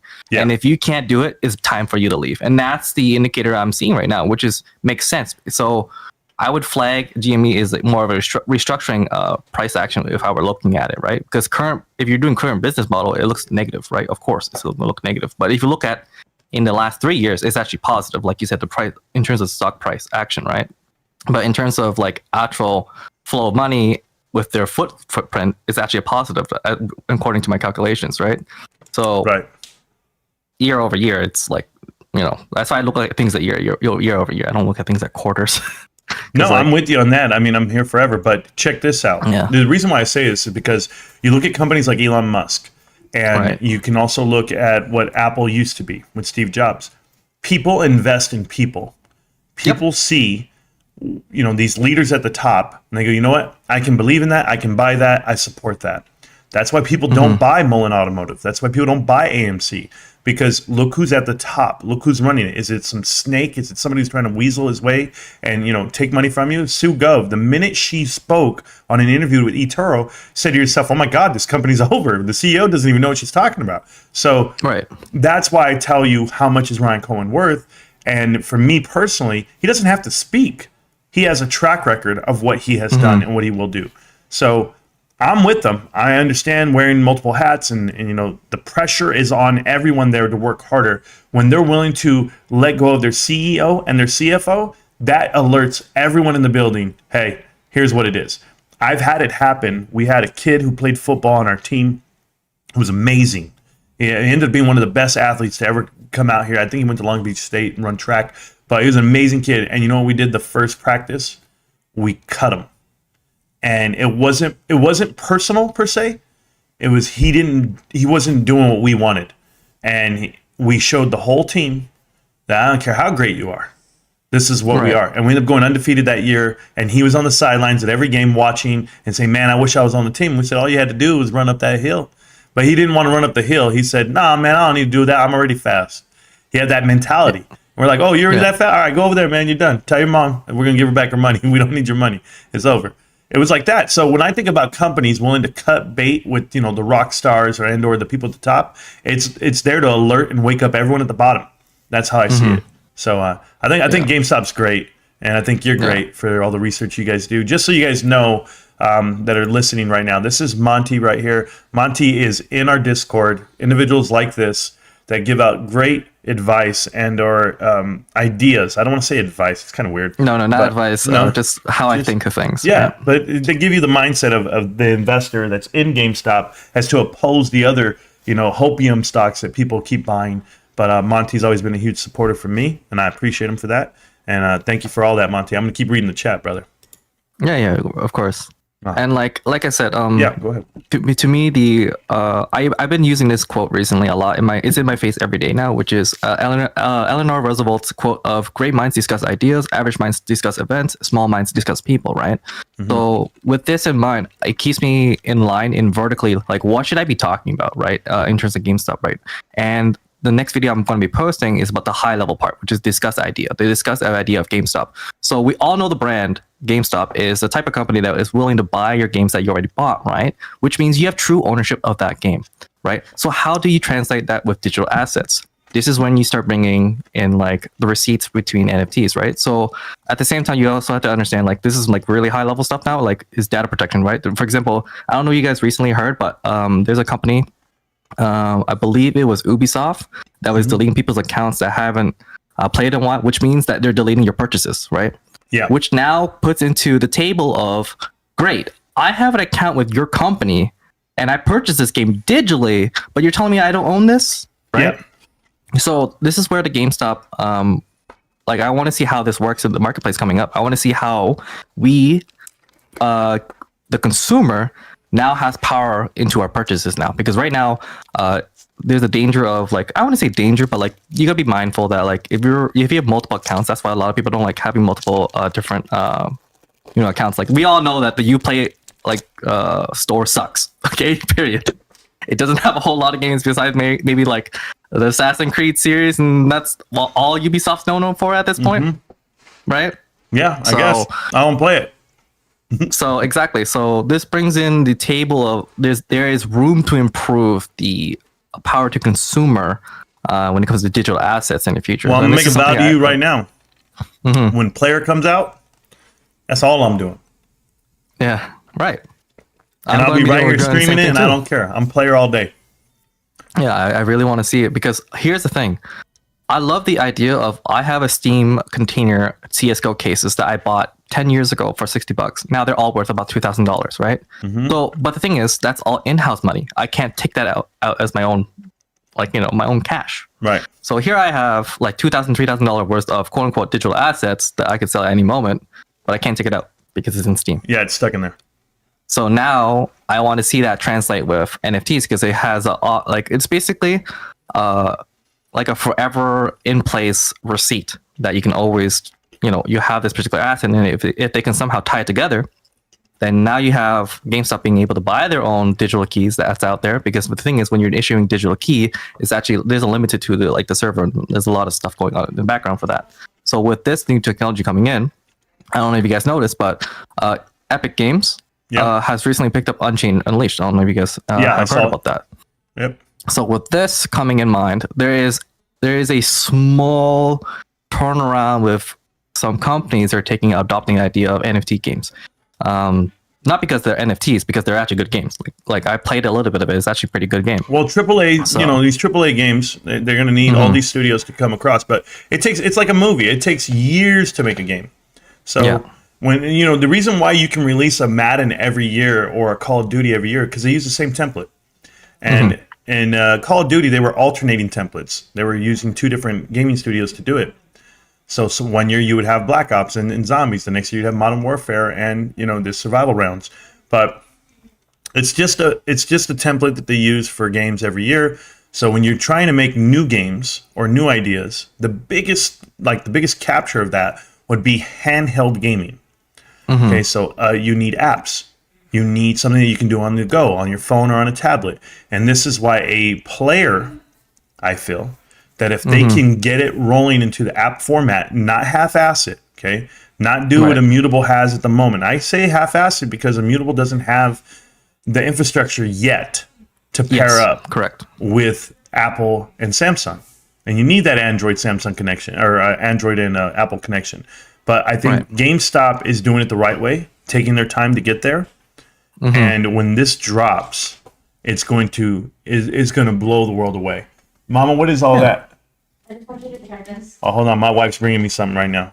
All right. Here, let's switch. Everything that I normally... Let's switch. Yeah, because those are not yours. Oh, these were my... She's trying to tell me the candies aren't mine, guys. They're not yours. Those are for my stuff. Okay, here you go. Well, I saw them there, so I ate them. No.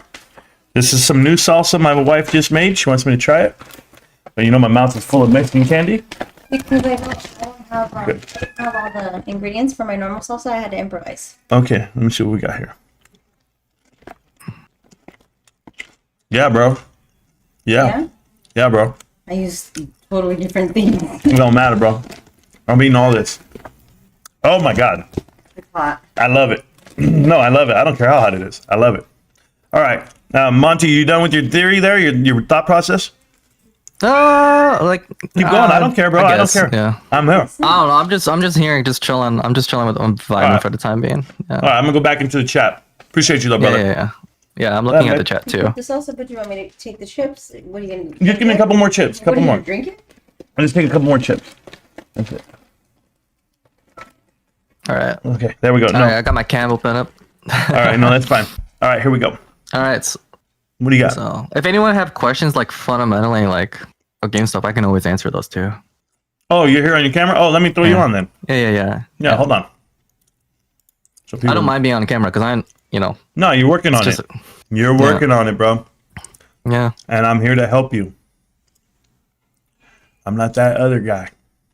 All right. So this is Monty here, one of the individuals in our Discord that supports GameStop, loves all things GameStop, and he's working on his YouTube. So what's your YouTube channel? Yeah. You want to give it out? It's just basically my name, Monty White. Again, I do a lot of videos that are one take sessions. I don't want to push people in the wrong way, because I should be able as a long-term investor, I should be able to convey my message as an investor, right? Like I'm showing that I have a acuity to hold myself accountable to what I'm talking about, versus like grifting of like, oh, you should buy it because I bought it. No, I'm buying it because I can explain it to you in more a consumer I swear, bro, it's like you've been watching somebody and they gave you like this great advice. It told you how to one take session, show people you know what you're talking about. It's pretty awesome. I know, right? It's like, pretty awesome. I'm not copying someone's format, right? No, I don't want to give myself a pat on the back. I won't do it. But here's this question here. It says, Marantz, I bought 10K shares of AMC and I need some help, or I need some hope. They want hope from me for the AMC. Well, I hope you hang on to as many as you can for as long as you can. But me personally, it's not my cup of tea. AMC is going to be tough. If you have 10,000 shares, I will tell you this. The current value of AMC share is $4.60. And so you probably have $46,000. If I'm you and I'm not you, I would just let you know that that's a lot of money. So if you were to buy into another security, you do your due diligence and you find out what you want to buy. But with $40,000, I'm sure you can find a way to make back your losses. So I wish you the best. Well, no, I would do the same thing too. No, like the thing about I want to talk about something like very conceptual, which is alpha returns. What you're looking for is alpha returns, and for you to believe in your company that will provide that alpha return is based on fundamentals. But the thing is, a company itself, AMC, does not have good fundamentals. Cash flow is negative. What you're buying is a quote unquote squeeze game that you're playing, a game that you are not equipped to deal with. Right. So rather than playing this whole concept of I'm here for a short squeeze is essentially you're causing yourself liabilities. Right. To reduce the liabilities, you purchase a predictable company. For example, like I just been recently purchasing Texas Roadhouse personally myself because it is a very predictable company. When there's a recession coming up, which is coming up now, or like it's going to happen, because I use relative indicators. Relative indicators, for example, would be like if there is a top sales decrease in freight movement, which is Canadian Pacific Railway, which is also another company I'm invested in, because I use the relative indicators. It tells me, okay, the market is bull on these particular sectors. What sector is underlying, and it's going to be the next run up, which is basically, in my opinion, logistics and consumer products like Costco, right?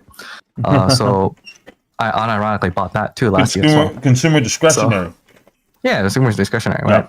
Yeah. So the one I'm majorly purchasing is Texas Roadhouse, because during recession, right? If you look at their balance sheets during recessions, they're fine. They're also another company debt free. Oh wow! Look at that! Another company that's debt free that no one talks about. It's under the radar. You know. Yeah. So what happens? And just so people are aware, during a recession, banks want you to borrow money. Yeah, exactly. And it's impossible because you have sold off everything, i.e., your credit itself. You traded in everything you had just to stay alive. And when you have that and you have poor credit rating, then you can't borrow money. But for the companies that have been sitting on cash and they're going to be ready to come out of this, it's kind of like when everyone bought homes in 2010, 2011, all these guys raked it in because they knew that everything was on the low. Right now, to run your business, can you imagine we go through a recession and it hits really hard, like I think it can. I see a retraction coming from now until obviously March of 2024. But you're going to see the blame game. That, it's because of the recession that, AMC went under and it's because of this. Any company that goes under, they didn't go under because of a recession. They went under because they had poor management when there wasn't a recession. They weren't planning for all they're failing operationally speaking. Yeah. That's all it was. That's why a lot of people are buying Chipotle. If anyone hasn't noticed recently, a lot of people are buying Chipotle. Even I'm interested in buying Chipotle. Yeah, it's all that. Simply because of the reason why a lot of mega investors, like AAA ones, like for example, my brain is farting on some names. Who was in a big short? But there's people buy Chipotle because of their cash flow, not because of their huge operation business or anything like that. If you look at their cash flow per share, it's like a lot of. It's very positive, which means. Can I tell you something right now? My wife's salsa is kicking ass, bro. So yeah. Oh my God. Okay, listen. I got to read this chat. And we'll go over it. Yeah. Do you know how many GME shares have been DRS to date, and what will happen? The free float is locked to DRS. Okay, I don't know what will happen when the free float is locked up. Somebody gave me a projection that 2026 it'll be locked up. There are projections on how many shares are DRS, over 80 million shares. I don't really know because it's not something that I focus on. I don't focus on DRS. I do have shares that are DRS myself. I don't think that it's going to have a drastic outcome or a reaction to what would happen. I think people would just know, hey, listen, this is everyone has them, which we already do. I'm a firm believer we own the float. So if you want to come out and tell me that it's a manipulated stock and you want to try to do a short squeeze, I don't care about that stuff because they'll return the shares eventually, but it's just not my concern. My concern is, do I have a great company? Do I have good leadership? And then, of course, am I secure with my mindset? That's where I'm at. Right, that's correct. Okay. Robert AMC says, what's up, Marantz? Any thoughts on how we should deal with Adam Aaron and the board? Robert, I'm not you. The way I deal with it, I don't get involved. I'm not there. I want to make people aware of what they've done this whole time frame. If people want to hold them accountable, like I see some people are filing lawsuits and some people are asking for their money back and they want to hold them accountable, you're not going to get your money back. These guys are completely within their rights for what they've done. Now, is it the fixed game? Is it right? Absolutely not. You were just lied to, but just because you're lied to doesn't necessarily mean you're entitled to something. Just know that they can tell. I'll give it to a different way. And it's not necessarily lied to. Think about it like this. He can put out a tweet and it says, we have done 6 share recounts and we can confirm that we have 516 million shares. He put up the tweet and nobody believes him. And everyone's still asking for a share recall, and they did it. So they probably did it to cover themselves, to be like, hey, are we sure we're good here? Yeah. I told everyone, I think that AMC and the investors of it, the insiders and the hedge funds, I felt that the risk assessment they've done on that stock is accurate, and it wasn't for GameStop. So that was the difference. That's just my opinion. John Market says, market makers' role is to create liquidity, and they have exceptions to allow them to create fake shares. I have heard that before, and I don't really think it's going to make a difference when a company files for bankruptcy. I think that's inevitable right now for AMC. Private equity has the ability to hold their positions forever. Short hedge funds can hold these positions forever because it's just a matter of having a long to offset your short. So collateral is what it is. And when you have hundreds of billions of dollars assets under management, it's easy to show collateral. So I don't think people understand the amount of money that is on private equity side, but you're going to lose trying to fight that game. This is a win-win game. It's like I remember I used to tell people this. It's like we're all in little rowboats and there's these 2 big ass battleships throwing rockets at each other, and we're just looking at it happening. It has nothing to do with us. We don't influence the price. We don't influence what the outcome. The only thing we do is we get taken to the cleaners if you try to stick it out. AMC puts about to print, boy. Johnny Flanagan, that's actually a really good, I guess, assessment. Marantz always keeping it real. Thank you. Appreciate that. Hey, man. Love your work. Why do so many people think AMC is going to hit $10 soon? Do you see this happening? I do not. I don't see it happening. But for people that want hopium and cheer on the price, I tell you, if $10 is what they think is MOAS, or that's going to give them some fulfillment, so be it. But Ant Trades comes out and does videos that say it's going up to 140. I'm not a big fan of individuals picking prices that are just not practical. And They got to take everything into consideration when they think about these stock movements. I wonder who could have the motive, means, and the opportunity to produce a spectacular pump and dump worthy of a Hollywood movie. I primarily suspect maybe the person or group that benefits the most. Thank you, Manuel. Don't forget to hop into the join the Discord. Always free and always will be. 24/7. Smash and love that button. Oh, thank you so much for that. Appreciate that. Well, as you guys can, we're actually speaking right now. The Discord's completely free, and it is wide open. As you can see, Monty jumped in there and he came in. I'm going to post it again for you guys. If you guys want to click on it, you guys come to the voice chat channel and you can join. You can link up with a camera and or a microphone, and you can talk to us live on the chat and the channel. You can tell me how you feel. Come in, talk your shit. I don't care what you do. Just get it all out. It's a therapy session for you. Sounds like there needs to be some changes. Ryan Cohen has a plan with GME and probably has one for Bed Bath & Beyond. AC John, I wouldn't include Bed Bath & Beyond in your statement, only because I know Ryan Cohen for a fact bought into GameStop just recently, and I haven't seen him buy into Bed Bath & Beyond. And you keep spelling it wrong. It's BBBYQ. You keep spelling BBBY. There you go. Agreed with you. I don't see it happening. If anything, I can see it consolidating here for another 5 to 6 months. You know what's unfortunate part, if it doesn't work out your way for 5 to 6 months from now, they're going to be really close to the prerequisite for the covenant of $100 million cash on hand. They are about to have the biggest cash burn you've seen in your lifetime, quarter 4. And quarter 3 is not going to be any better, even though they do have Barbie, Oppenheimer, and The Sound of Freedom going strong right now. They're still short by about $150 million domestic box office. So I would tell you they're short by about $75 million. Abe with 5 free memberships, guys. Feel free to grab them if you'd like. Abe, thank you so much for the support of the channel and everyone that's been around. Abe has been supporting me for over 2 years. Abe's been a great asset to the channel and to myself, always helping out with what we do. So thank you, Abe. I really appreciate you, brother. And Abe had it right. I'll never forget Abe the day Abe DM'd me and said, "Yo, bro, that guy Kai's Malej, he ain't it. He ain't it." He goes, "Nah, I know guys like this. There's 50 of them on the corner in every New York borough." And I was just like, "Really?" He told me all that, man. He let me know exactly what it was. And I was like, okay. So he was absolutely wrong. Right. He was dead on. So I love Abe for that. He's a real one. And if he wants to start a YouTube channel, I support him. I support you, Monty. You let me know you want to interview me on your channel. I'll get in there with you, man. I don't care. No, I'm good. Don't worry. Oh, you don't want to go that route. Okay, I was ready to go, man. There you go. No, I want to make sure that I am well equipped in what I'm going to say in the future, because again, I'm still pulling up data, even though it's very slow. I want to be able to be when you become big, fluent. Yeah. When you become big and famous, just listen. When you become big and famous, please just give me a shout out, okay? Just be like, "Yo, Marantz is the guy who was there, man." I already have you. I already put a resource as my resource on my video. One of my videos, I put you as a resource. Oh, there you go. I need to see these videos. So. Where are these videos, bro? You'll link them later. I'll link them later. Well, okay, whatever, man. Does anybody in the Discord, have they been watching them?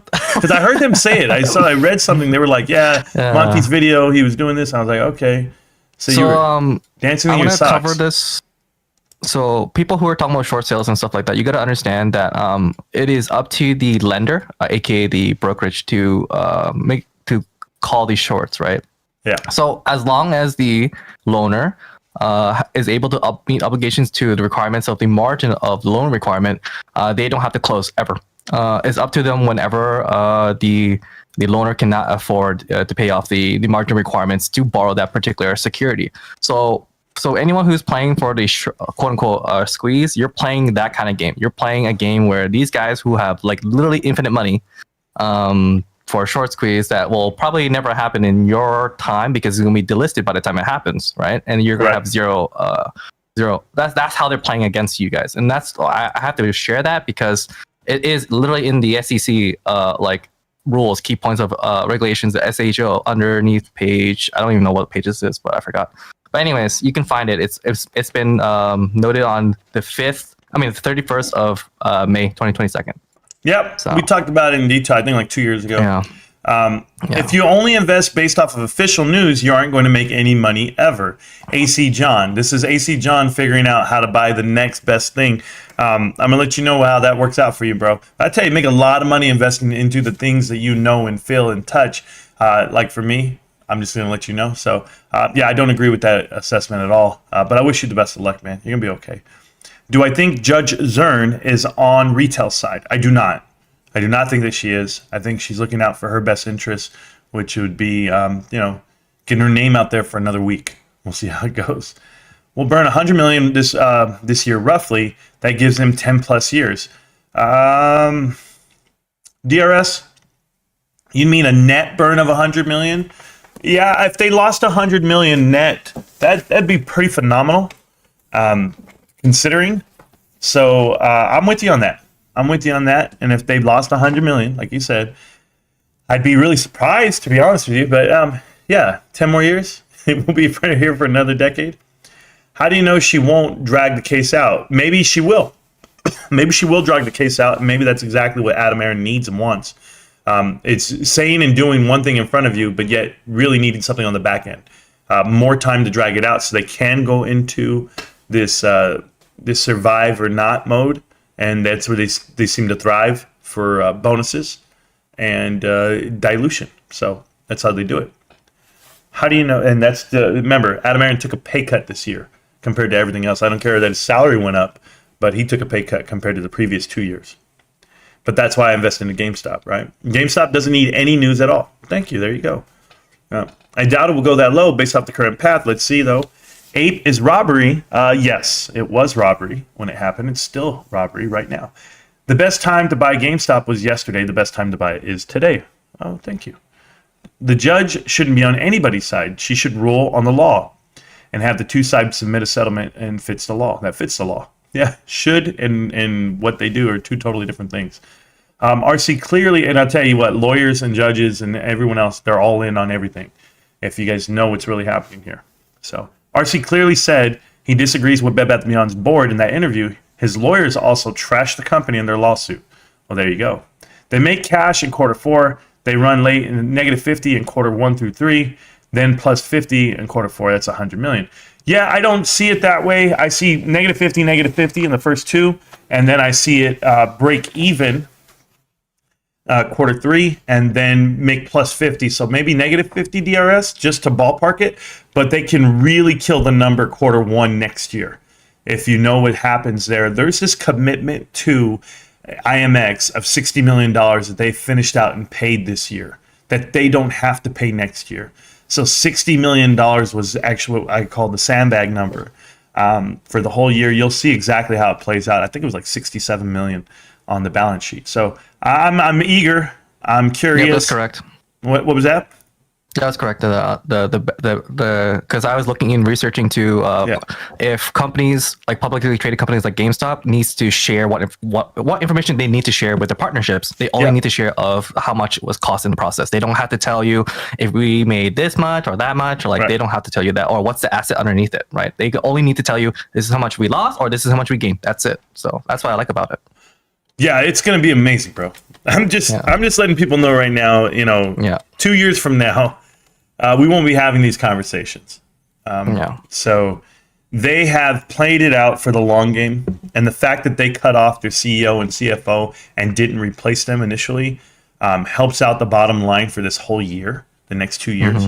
And I can only imagine. That's all I can tell you. I can only imagine. I can only imagine what my life will really be.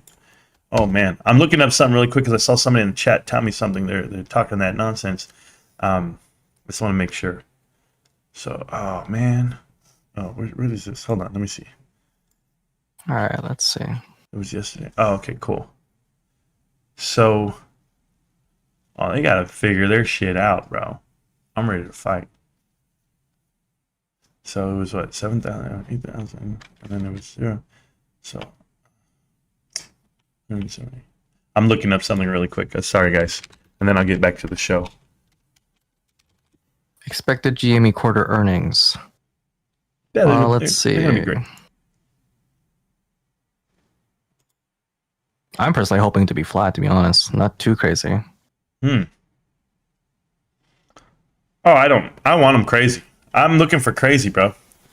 Because between 2021 and 2022 is relatively flat, being 1 billion revenue, both same quarters, different year, right?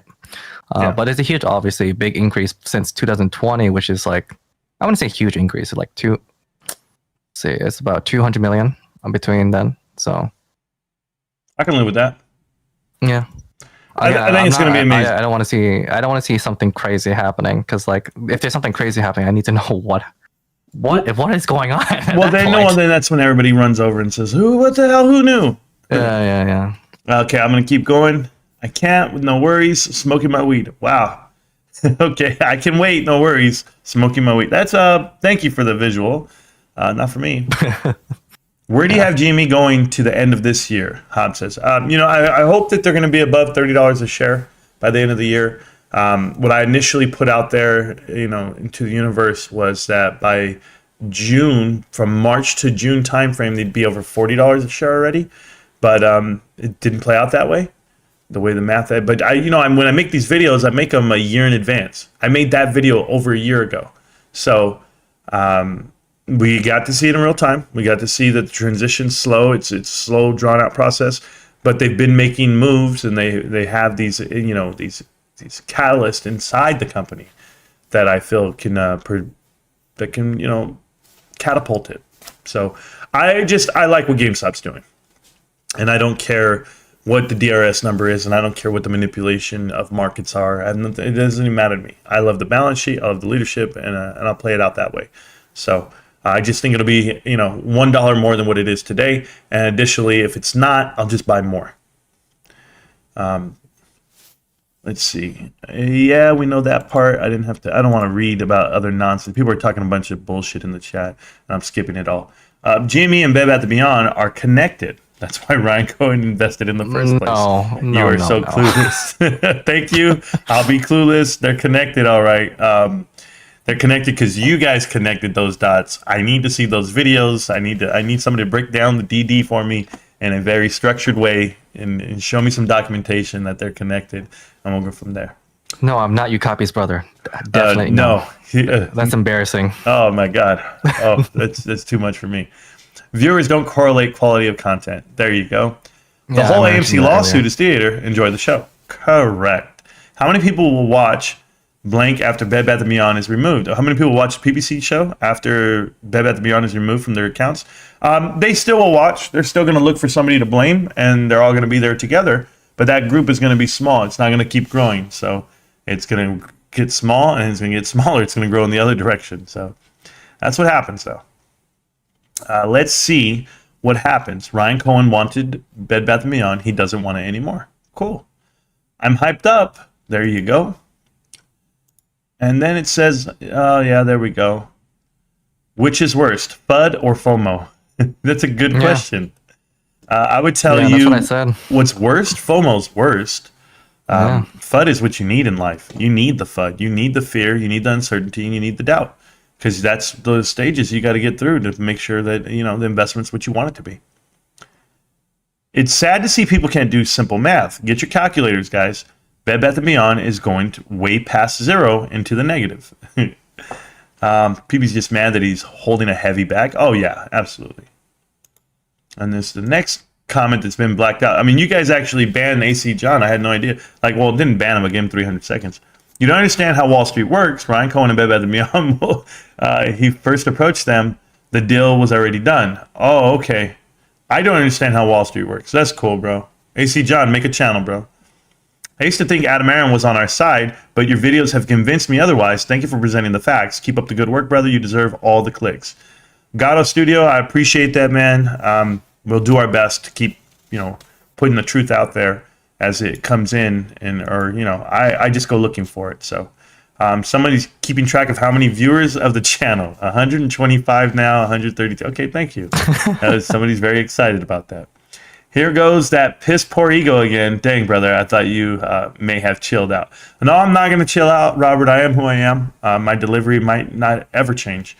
I'm 40. I'm too old to change now. But good luck. You don't. There you go. I read that already. Haha, I love you, Marantz. Okay, AC John, I love you too. There you go. Next one is this. Why do you even waste your time and out time responding to some of these people?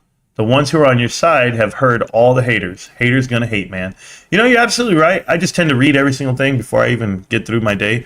I'm just gonna tell you guys, I get attacked more than anyone, I feel, on YouTube. And our this part of YouTube, the financial world.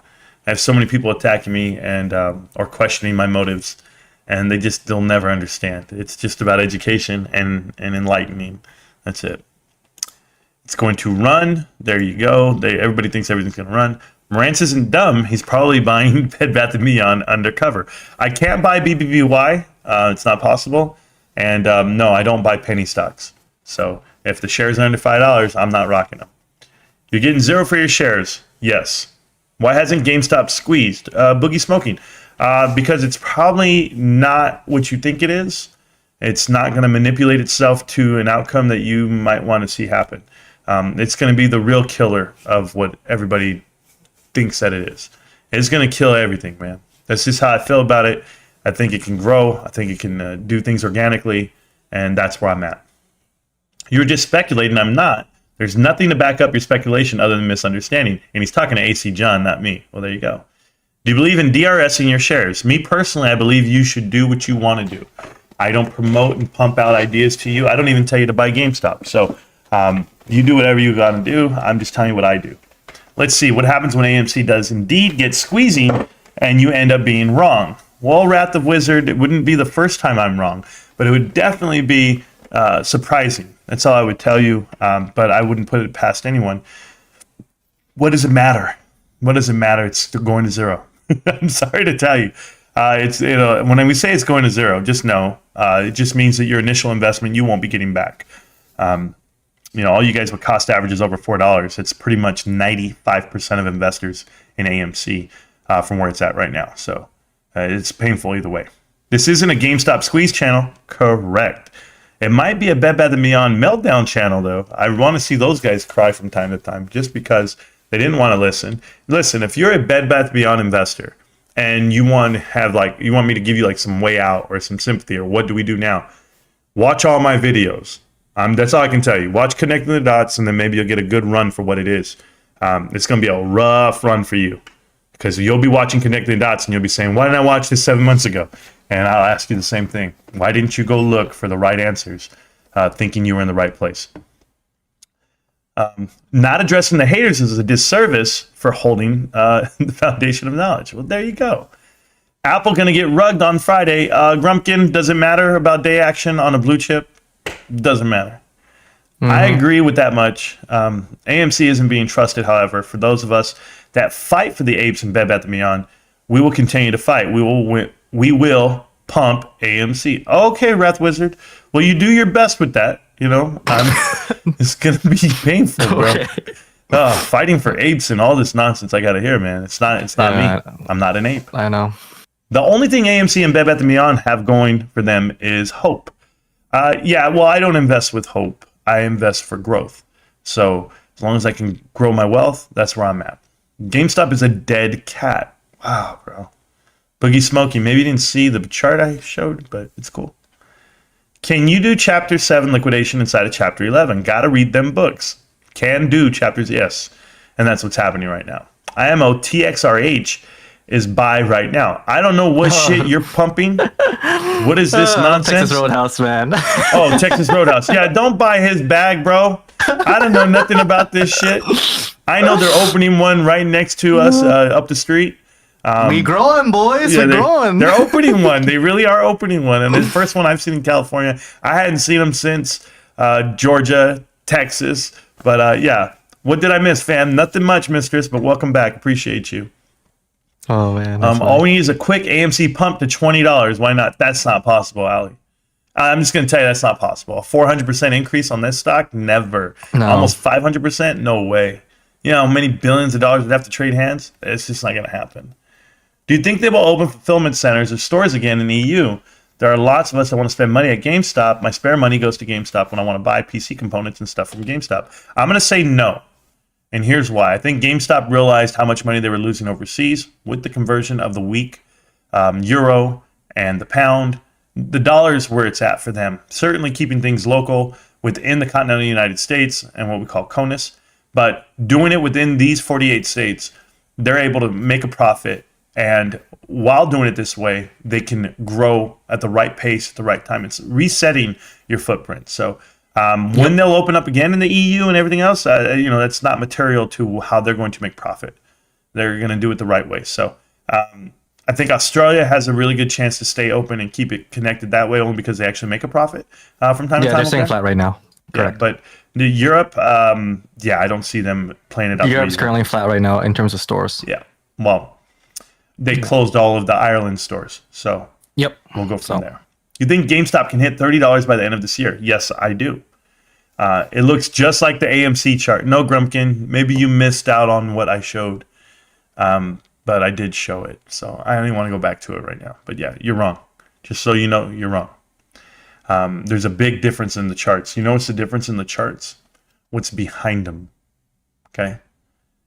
There's one that has no debt and shareholder equity.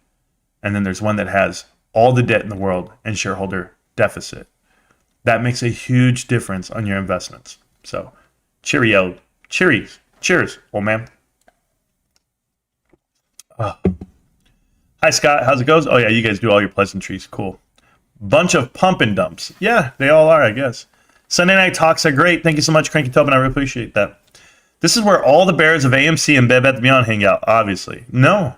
It's just all the individuals that made money off of both stocks. Yeah, that's all that is. AMC as well. We made money off of both, literally made money, and talked about it, and we were correct on the assessment of the companies and the outcome. So if you can't see what they are, then that means you should really learn how to evaluate balance sheets, leadership, and then your own investments. AMC has $5 billion in debt. Get a calculator. It will help you see the future. Thank you. Is anyone else sitting by a fire making s'mores? Not me, Cranky Tobin. I'm right here with you, but the only fire is my computer. It's hot. Burning real hot because I've been playing League of Legends all damn day for the last week. I'm on vacation. I've been seeing that. Hey, Monty, let me tell you something, bro. First off, my brother and I were godly, but TFT. But when it comes to League, man, in lane, I carried both games. If you guys go look at my games played, I'm not even joking with you. I was 12-4 in the top lane, Heimerdinger. Boom, on a flex game with my brother and my nephew. Carried that game. The other night, I played another game where we were losing.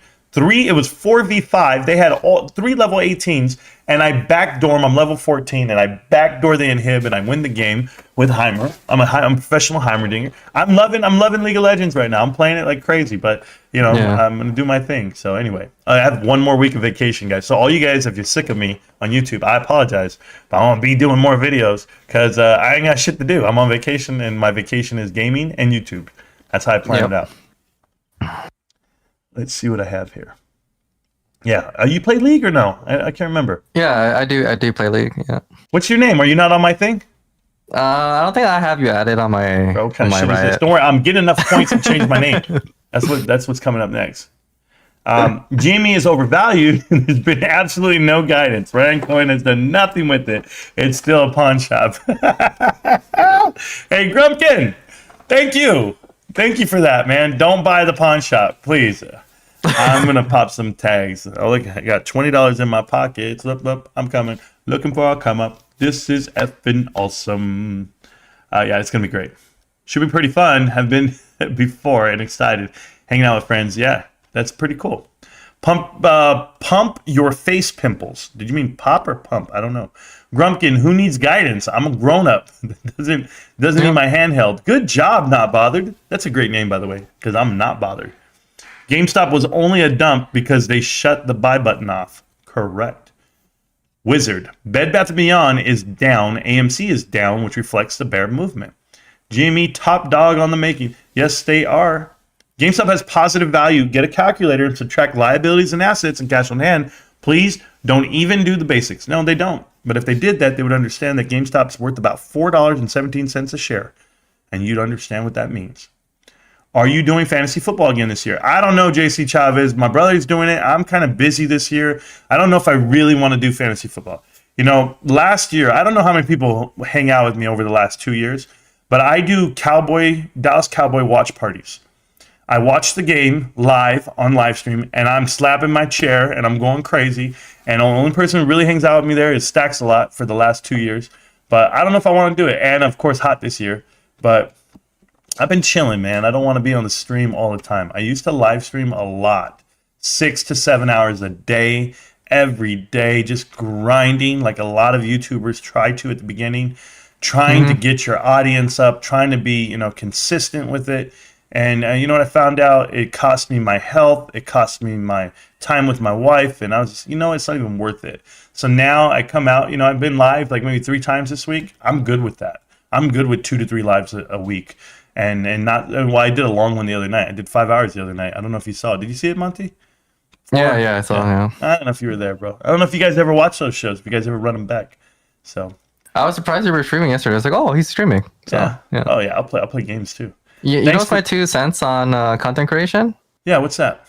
As an artist, if you want to be an artist of a lifetime, you only need to pump out when you never need to pump out. So if you want to be relevant on like a current time, then you keep constantly chasing that, chasing it. Whereas if you want, for you in your case, you try quality content. I don't need you to post every day. All I need to know is you do your due diligence. Then I look at it and I compare it to my notes and see if it aligns or if I want to have a debate on it. And that's just how, in my eyes, when I do content creation, I don't feel pressure to do it every week. I do pressure myself, like, is this good enough at this point to my current expectations, right, of the quality I've done. So that's how I guess my biggest thing was when I initially started, I was trying to do it to where I'm like, okay, I want to have a show and I want to make sure everybody knows and I want to get out to as many people as I can so they know like what's really happening. And then that came out to, I'm going to stop playing video games and I'm just going to hang out with you guys because I enjoy it that much. Every day something new was happening, right? Like we're in here, we're in the thick of it. And then somewhere in there, my body just started falling apart, and I was missing gaming, to be honest. And well, I've been doing a lot lately. Yeah. And I just said, this is what I want to do. I want to be able to create enough. I do enough videos, sure, but I learned how to do videos on the go. I think the best thing that ever happened to me, I think it was Ruben who told me this. Ruben and Linda Rail sat me down, and they told me, they said, you know what, Marantz, and I've done it. I've done better. They said, stay off of Twitter. And I'm gonna tell you. So the Twitter story is, I started Twitter, and I got really big on Twitter. Almost 5,000 followers, cruising through it, and I was the NFT guy. If you had NFTs, you were gonna give them to me, and I'm gonna give them away, or I'm gonna do giveaways. And I was like, I felt like a bot. Like it was. I would put out an NFT, free NFT, retweet and like, and for your chance to win. I'd pick a winner, and I didn't even care how I was doing it. And I wasn't like giving it to my friends or anything like that. I was giving it to anybody. I didn't care. And there was so many people putting in requests to push out their content. Their YouTube or their NFTs and their collection. And I was doing that for everybody. And I did that for a year.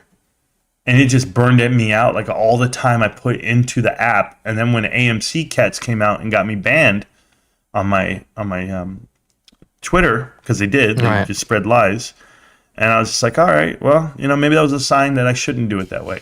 So now I don't. I just put out GameStop stuff, and I put out some stuff, but I don't promote people's things. I'm not in the Twitter. I was running my own Twitter Spaces calls, and I was Spaces call before my live stream for like an hour.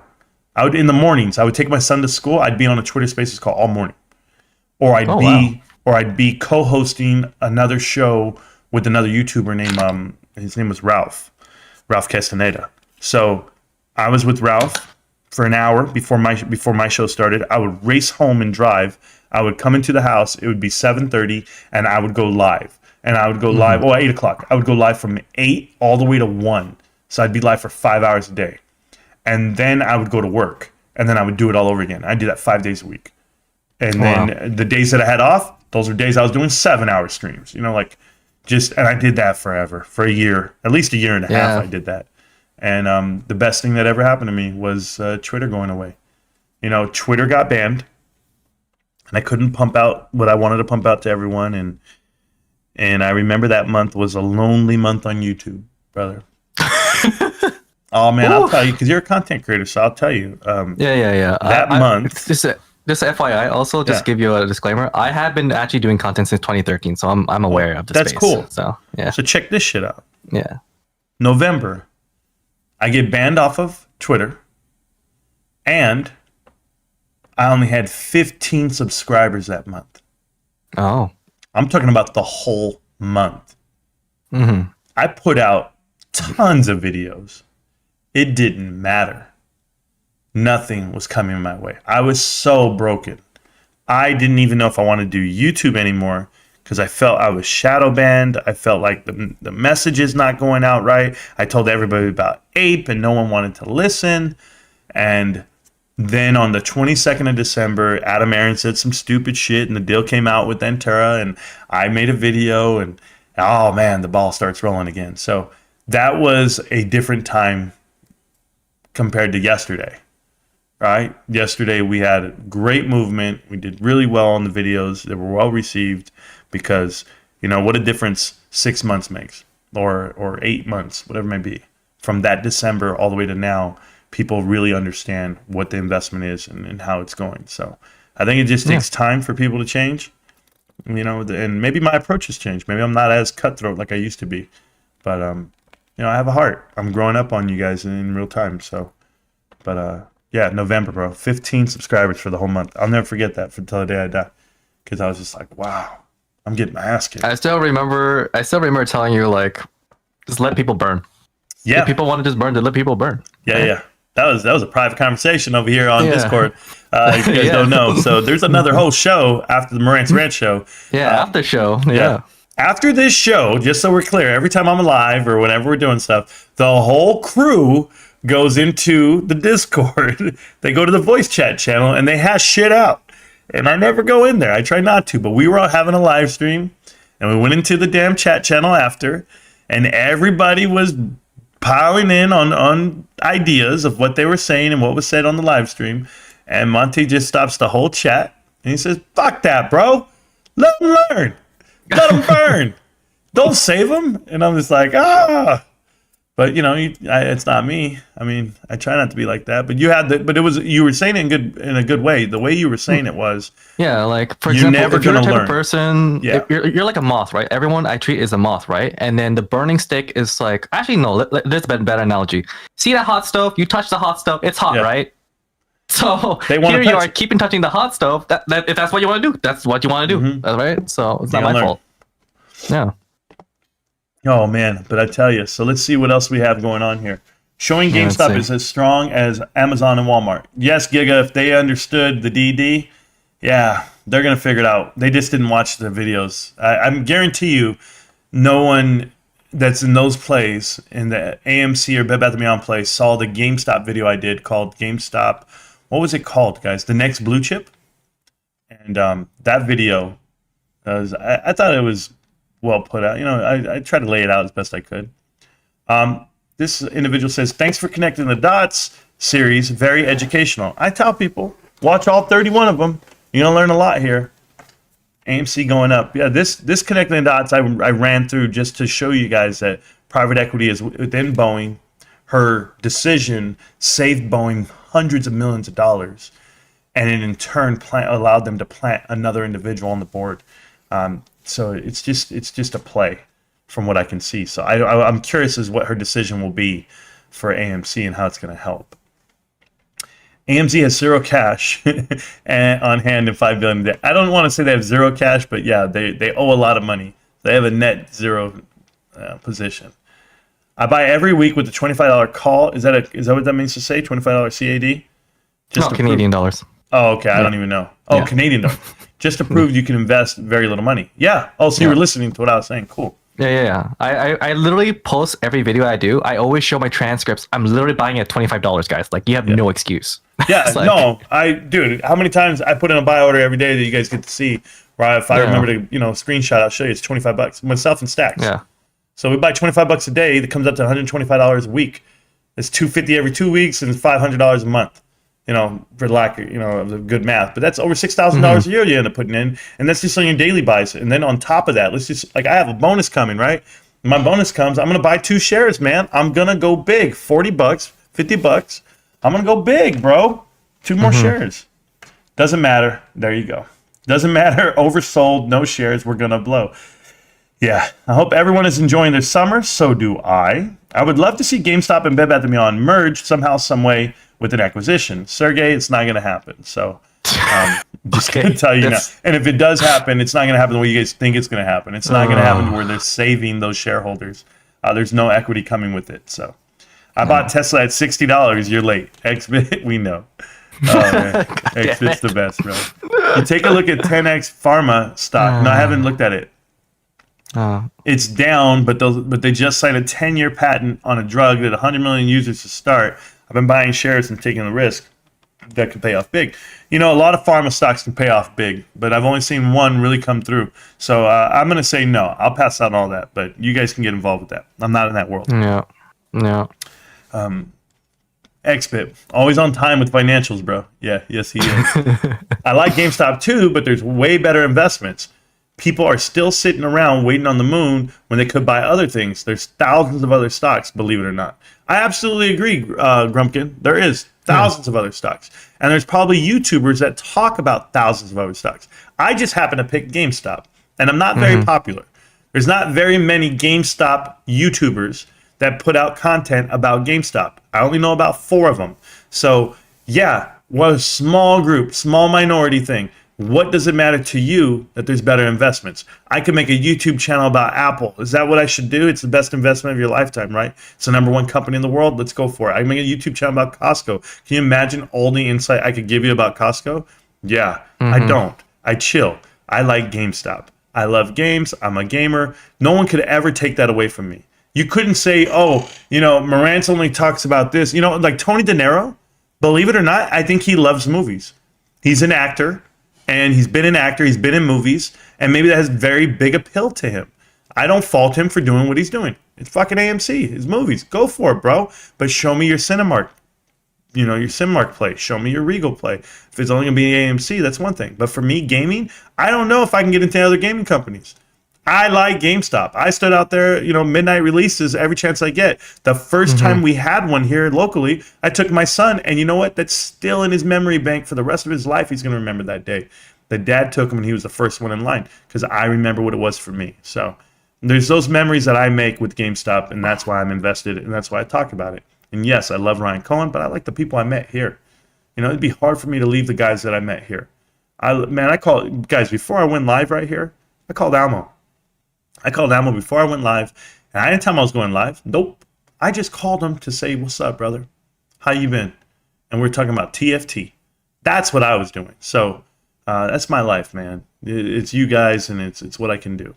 So Marantz don't play that way. Only surefire companies like GameStop. Correct.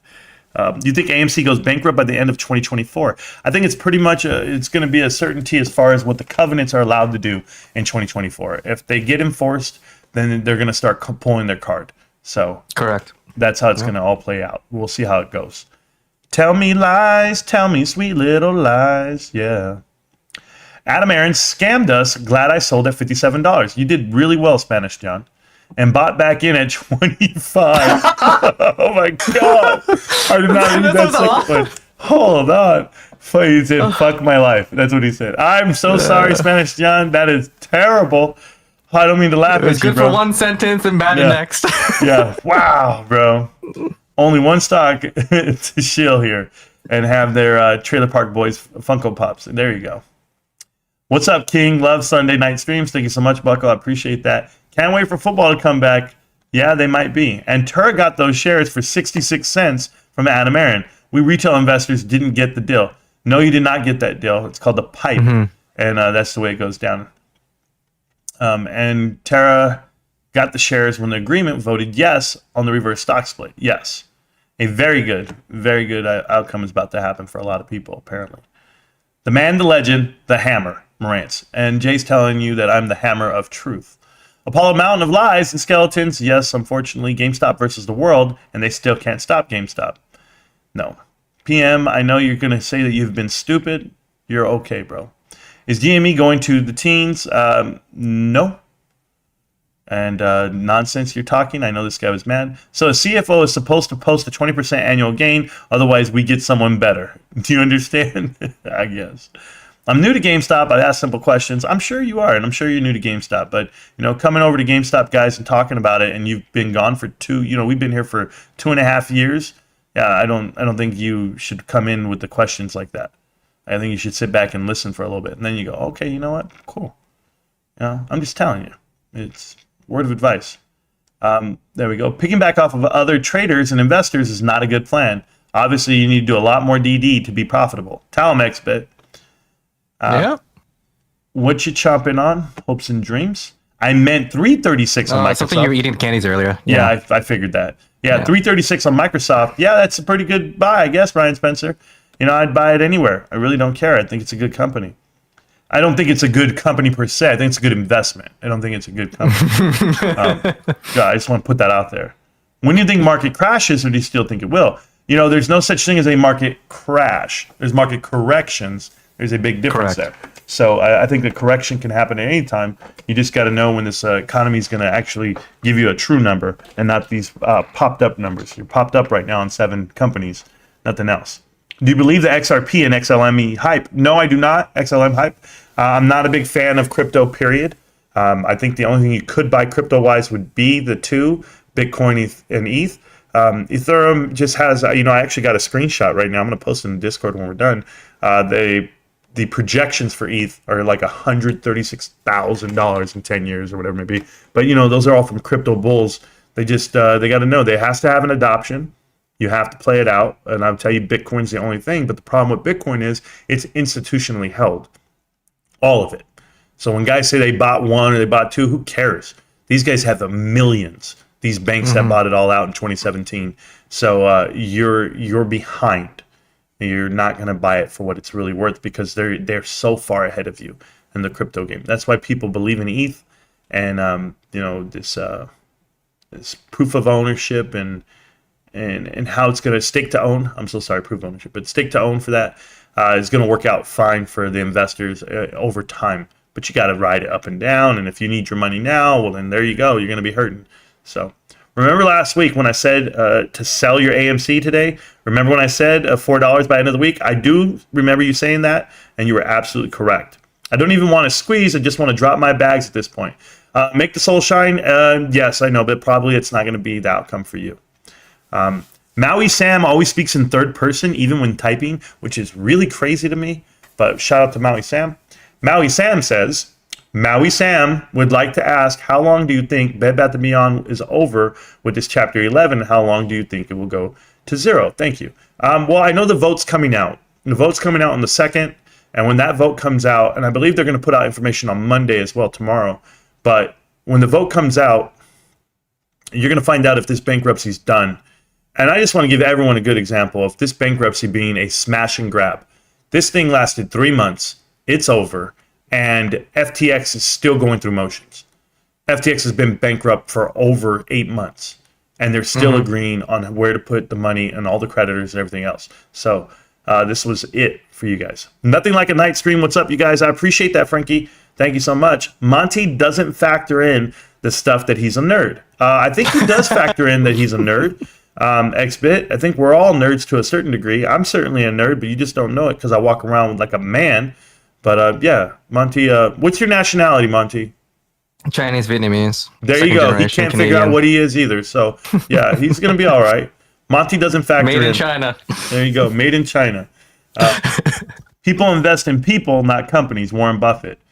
You should be investing unless you get into accounting. There you go. Just got home. Aster says just got home. And we're all excited. He sounds like Roach. Well, he's not. Hi, Marantz. I admire your commitment to your YouTube channel. I have a few questions. Luis, I'm here for you, man. Ask away any questions you want. Incredible that GameStop can come out with 3 products so far. The e-commerce website app, the NFT marketplace, and now Player. I'm definitely with you on that, XBit. It's been great, and we'll see exactly what it goes for. Everyone's out here talking about he had nothing to show for it. They haven't done anything. He's quiet, no guidance. They're putting up stuff right now in front of you, and you wouldn't even know how to evaluate those things because they haven't spoke on them. But I even have like a real life example too about this. Yeah, we're going to talk about it in a minute. Yeah. So the day that they come out and elaborate on what they're going to do with the marketplace and what you can do with the omni-channel e-commerce style and what you can do with Player, when they come out and tell you, here's the partnership, here's how you use it, they probably won't. They'll probably just let it go off, and when it starts making money, you're not going to know it until it shows up on the damn thank you. But go ahead, what'd you say? Yeah, so for example, back in the day with the streaming wars between Disney and HBO and all those guys, Netflix said they had no guidance, and their stock price came from 600, which is when I bought, crashed all the way down to like almost like 200. Then I bought down at the bottom as well, and I knew intrinsically at that time the company's already profitable. Meanwhile, Disney's playing the catch-up game. They're burning so much money right now, and look at them. Yep. Now the strike comes in, and now they're even considering closing their entire streaming service and rather just lend it out to Netflix. For example, HBO already collapsed. They already lent one of their original IPs, gave it to Netflix.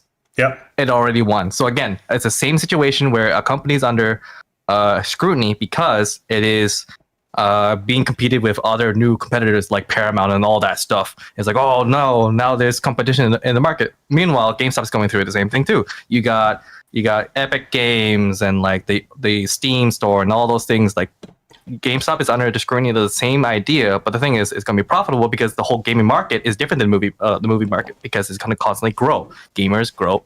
Gamers are born literally every day. I'm tired. I would stop stealing my lines, bro. I tell you, you get a YouTube channel, you just start taking all the quotes. It's okay. Men and women of wealth, I am here. That's Oliver's Papa. He is a YouTuber as well, guys. Yeah, check out I like his watching channel. his content too. Yeah. I love Oliver's Papa. He's my guy. I also wish he would his do stuff on my. I wish he would do more videos. Certainly the ones where we talk shit to Ryan Cohen, or I'm sorry, Adam Aaron. I like Oliver's Papa, man. That guy is edgy. He's a Chicago born and bred type of guy. He lives in Missouri, Springfield, Missouri. I don't want to dox him. I'm just saying, bro. I like Missouri. I used to live there. I lived in St. Roberts, and I lived in Fort Leonard Wood. There you go. And I like Oliver's Papa, man. I support the kid. He's great. What you drinking, Marantz? I'm also an ice and red wine drinker. Buckle up. No, I'm drinking Vitamin Zero water, Kirkland Signature Vita Water, Vita Rain. That's what I drink, bro. No, I'm not doing anything like that. When you have a chance, can you make a video showing how you search any company board of directors and how you identify good directors with the examples? Luis Velasquez. So, or if they have ties to private equity, what the other private equity firms besides Apollo are a red flag. You know, not everything's a red flag. Private equity can be a lot of things, but it's not that they're red flags. It just tends to be the ones that are on the hit list. You know, on Connecting the Dots Part 1, at the very beginning, before I say anything, I show you a list that I found online of all the private equity firms. And if you see your name on that list, I question you. And there's things like they call the Wharton Way. So when you go check out there's a conference every year for private equity for distressed credit investors. And the individuals that actually thrive and make money based off of lending out money, leveraging companies, that's who you see who attends that. I look at that list too. I look at who are the guest speakers there, and that kind of tells me what companies to watch out for. So when the platinum sponsors are Alex Partners, Sal and Alvarez, and of course Apollo and things like that, and then I'm like, okay, well that explains why Sue Gove is, you know, at Bed Bath & Beyond as CEO, because she used to work for Sal and Alvarez, and she used to work for, you know, she partnered up with the Alex Partners via the individuals who they hire, you know, Holly Etlin and things like that. So it was all pretty much written in stone for me, knowing what was happening. And how to identify things? Well, I read a lot, Luis Velasquez. I read them all. I see where they're from. So can I just give you an example? You know, me showing you. I'll show you. I'll do it for you, okay? Let's go ahead and look at this screen really quick. So this is going to be David Joyce.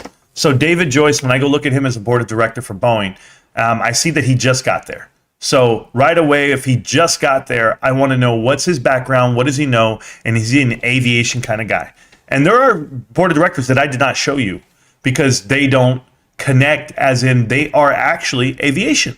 Like there's people that they actually know what the hell they're doing. And I'm like, oh, they're not private equity plants. But if you look at this guy, 2008, right there, 2008 to 2020, he was working for GE. Now it says GE Aviation, but also GE Electric Company. So when you see this, you go, okay, well, who owns GE? And that's when you can always go back, because if you remember your notes, you remember everything you've ever seen, you'll actually see it where Apollo Global and GE, they actually did a deal. Well, 2018. So when you go here and you go, okay, what was he doing in 2018? He was the vice chairman 2018. He was also the president and CEO. He was the non-executive chair. Like, he was with the company at the time that they took money from Apollo. So it's planting him there is one thing, him getting there, him getting this elevated position. And then that's how I know, okay, well, there's a private equity decision. Like, you make a play off of what money's being brought to you. So certainly when you're the CEO and you're in charge, like he is, that would be what I see from this guy. So I'm just giving you an example. So I'll go look, and there's other like sheets that I break down. Like this guy's hard to judge because whenever you're an admiral or a general, you got to remember, I always think about this in the private sector, okay? And I'll explain. You are a lifetime military person. Like that's what you are. And you can go two routes. You can go the corporate route, or you can go within the Department of Defense and get a GS. That's your that's who you are. That's your rank.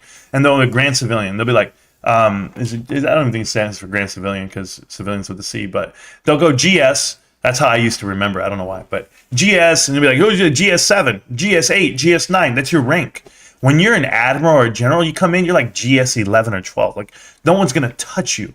And you're a civilian working in, the private. You're in the private sector per se, but you're like in the military. So you're Department of Defense or whatever it may be. You're just a civilian, and they have them everywhere in the military, guys. Anyone who's ever been in the military, they can go to like the hospital, they go to the lawyer's office, they go like in processing, and there's always somebody there in civilian clothes that's not a military employee, and they're right there like, okay, yeah. And what are they? They're not actually like enlisted, but they're right there and they process everything. And those guys are getting paid crazy amount of money. So when you're an admiral, maybe there's no position for you at Pentagon. Maybe there's no position for you at the NSA or somewhere in DC at one of these firms. So what do? They go find you some private equity money. Because guess what you get to do? You get to live off of the reputation that I was the director of the Naval Nuclear Program, and I was the 31 years as the Chief Naval Operations, and I'm a distinguished honor grad of the Navy Academy, of the Naval Academy. Like you get to put all that into play, and then people are going to respect you and respect whatever you have to say because you have all this experience. But do you? You don't know shit. All these guys who are in the military, they don't know shit. I promise you. But then you go look at a guy like my brother. Okay, let me show you something. This guy works NSA. This guy works Pentagon. This guy does all the shit, right? Or he has worked the Pentagon a couple times, but NSA mainly. He's an NSA guy. So top secret clearance, knows all the shit, knows where all the dead bodies are, and guess what? He's got a job waiting for him right now. The minute he dropped his retirement packet, they have to clear him. But the minute he signs the dotted line, he's out $300,000, $200,000 a year. Any job that one of these firms are going to hire him for. And what are you going to do? You're like, that's what he's getting paid? Yeah. And what are we paying our CEO? $200,000 at GameStop. No, I'm just telling you, you can do it this way. And all these guys make money. So the minute that they need to hire someone like a 3-star general, this young lady right here, I believe it's Stacey Harris. So General Harris comes through. She's been with the Air Force.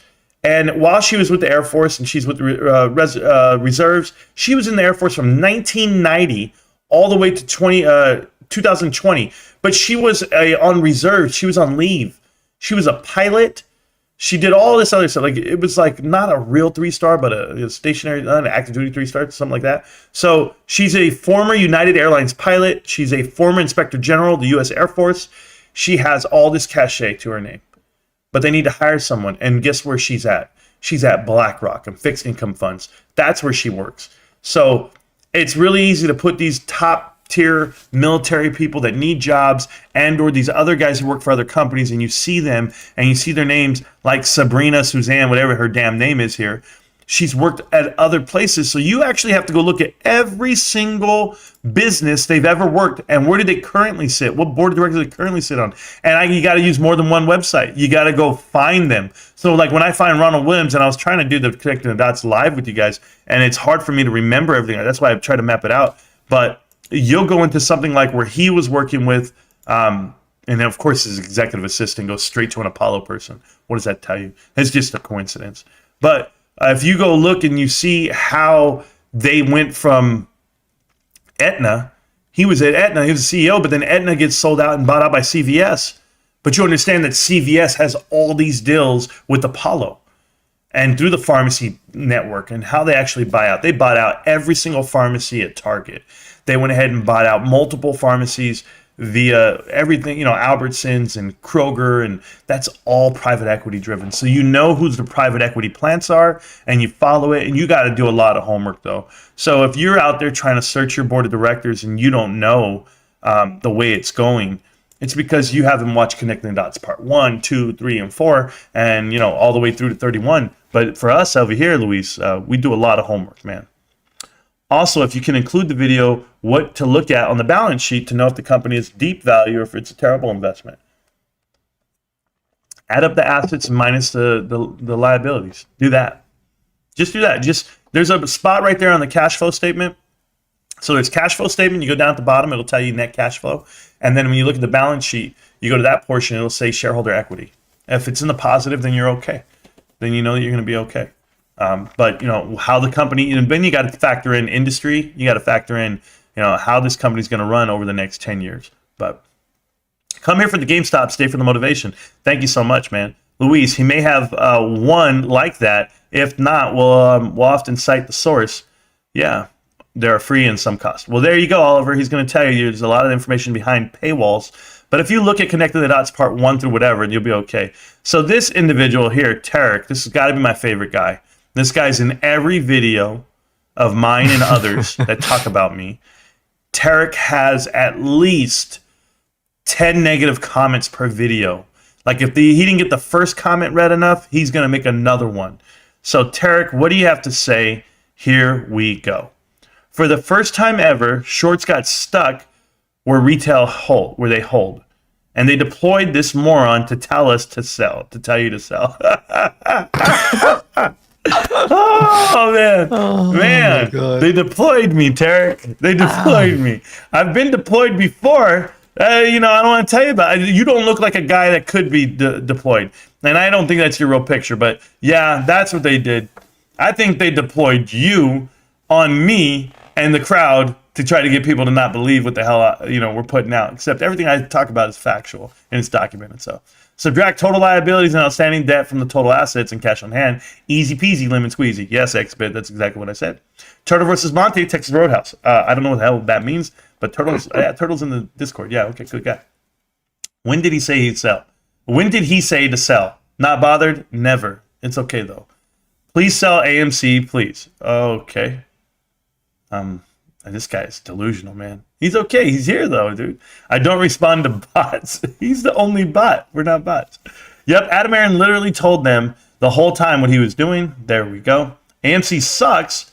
Was once an advocate. Now I dislike the stock. Sold it all. There you go. Classic bot response. You just did. There we go. Was listening, working on my pool. Not bad. Hey, bro. No problem, bro. Appreciate that. I love a safe space. Well, there you go. Hot this year, got a free membership there. Robert O'Leary, Danette P, I haven't seen in a while, bro. Derek H, dude, man. Yeah, all you guys, appreciate it, man. This is my YouTube channel. Sound of Freedom. Abe ain't lying. This is his YouTube channel, man. Yeah, I love Abe. He's the man, bro. Has anyone in here been to GameStop store in the past 6 months or made a purchase there? Z to the U, yes. I mean, I bought 2 days ago. Yeah, I just bought, what was it, last week that I put the receipt in the damn thing? Yeah, I'm there all the time, dude. I visit my store at least once a week. So I'll keep going back. I think we're going back tomorrow. Question: if Judge Zern rules ape stock illegal, what's that do for AMC? Not much? No, nothing at all. Hi, we know you're here. Hi, Kate. What's up, honey? I'll do 5. Ooh, wife made taquitos, guys. Can I just warn you now? All right, check this shit out, Monty. People think I'm leaving. And I've been here for 3 hours, but I'm not going anywhere. Listen to me. I'm here, bro. You were on forever yesterday, too. Oh, yeah. You know why? 2 days ago. You know why I do it, though? Because I know I'm going to play video games the rest of my night. Like, I'll play till 2 a.m., dude. I don't care. My wife's over there. Babe, can you turn off the light? Yeah, babe. And all you're going to hear is click, click, click, click, click, click, click, click. Yeah. I don't care, bro. I'm living life. This is my life. I watered the grass. I took out the trash. I did the cat litter boxes. I cleaned up. I folded towels. I got food for the family for lunch. What? And we do an even exchange. Wife's making dinner. We're all right. Is this our new quant? Yeah, it's my new quant right here. He got second place at the national math competition. This guy right here. His name is Monty. He does a lot of math with his fingers and toes. That's why he doesn't wear socks. But there you go. Hot's always here, bro. That's my boy. And Hot can call me out of nowhere, and I'll pick up. 6 weeks ago, I replaced an Atrex keyboard at GameStop. Good job, mistress. There's tons of them where I live, and they're fairly frequented. Well, there you go. And they're rarely frequented. Is that what you said? Oh, did you hang out there all day? Yeah, don't worry. There's 1,400 leases up for renewal this year at GameStop, and I really want GameStop to close down at least I'd say, 10%. If they can close down 10%, that'd be good. Boss Blunt's the bag holder? Yes, very much so. What's GameStop's expected quarterly earnings? I don't know, Powerhouse, like the actual number, because I haven't done my math, my projection. My cat is missing my wife. Hey, dude, she's over there. She's in the kitchen, bro. God, take the show over, Monty. I'll be right back. They're talking about projected earnings. Talk about it. Projected earnings for top line revenue for GameStop. Is that what we're asking here? Let me see what this chat has to say. I've been doing some spreadsheets in the background here. Let's see. I haven't been following up recently. I'm gonna see the comments. What do you think, RTX, on this massive drop? RTX as in like the graphic card? Are we talking about that? Is that what we're talking about here? Marantz, I will watch your series. Good knowledge. I'm reading bottom up. I'm going bottom up here. See what's the latest comments here. Good night to Kate. I've been in the market for. See this happen over again 3 cycles in an 8-year period. Yep, market's always going to consolidation. Remember, like I think Raytheon. So okay, Raytheon stock. What is this? What is this company? RTX, a corporation, a multinational space, aerospace, and defense conglomerate headquarter. I have no insight in this particular industry. It looks like they do manufacturing, though, from the sounds of it. Aerospace engineering with defense conglomerates. So I'm back. So like a year and a half ago, I don't know if you guys remember, we saved all these kittens from the backyard, and that's Hercules, the big one. I don't know if you can see him. You'll have to rewind it. He's looking for his mom. But Hercules, man, that guy is massive now. He's a dragon. All right, you were talking about GameStop earnings. Sorry. I was lightly touching on it, and I was reading the comments. So I was talking about RTX. I'm like, I don't know too much about that. In terms of earnings, like I'm expecting to be either flat. That's it.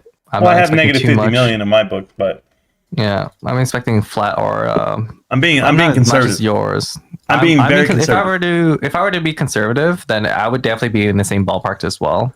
Yeah. Just based on, let me see. I have my graph here. Where is it? So I'm barely at the is this you copy's brother, Jerry Diamond. Good job, bro. You said 90 for the last January, then imminent S&P 500 and misinformation. Coffee House, I did not say that. I even have the video and I know exactly what was said.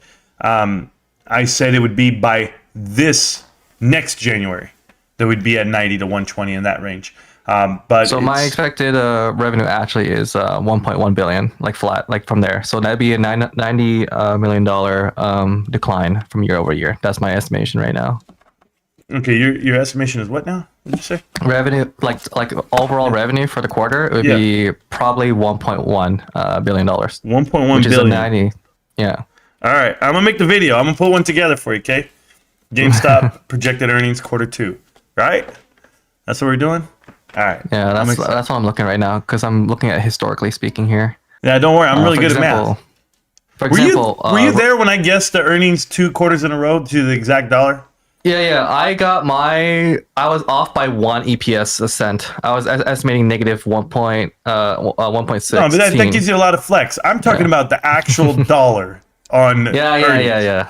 I saw that. I watched it. I was like, yo, this guy's on the spot, man. Yeah. This guy knows his stuff. No shit. I was like, that's 2 quarters in a row. I'm done, bro. After that, I just walk out. I already just told you. I could go play the lottery and get the winning numbers. I could have did it that way. Man, Marantz knows his numbers with retail, man. He's better at me than doing this. We'll see. Yeah, I wrote down your number. Don't worry. I'm going to kick your number's ass right now when I do it.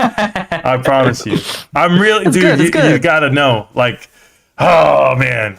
I'm crazy. This is what I do for a living, though. Like, it's not fair. I know. Yeah, it's good. But fair. I like it, too. It's fun. It's all fun. Yeah, we'll see.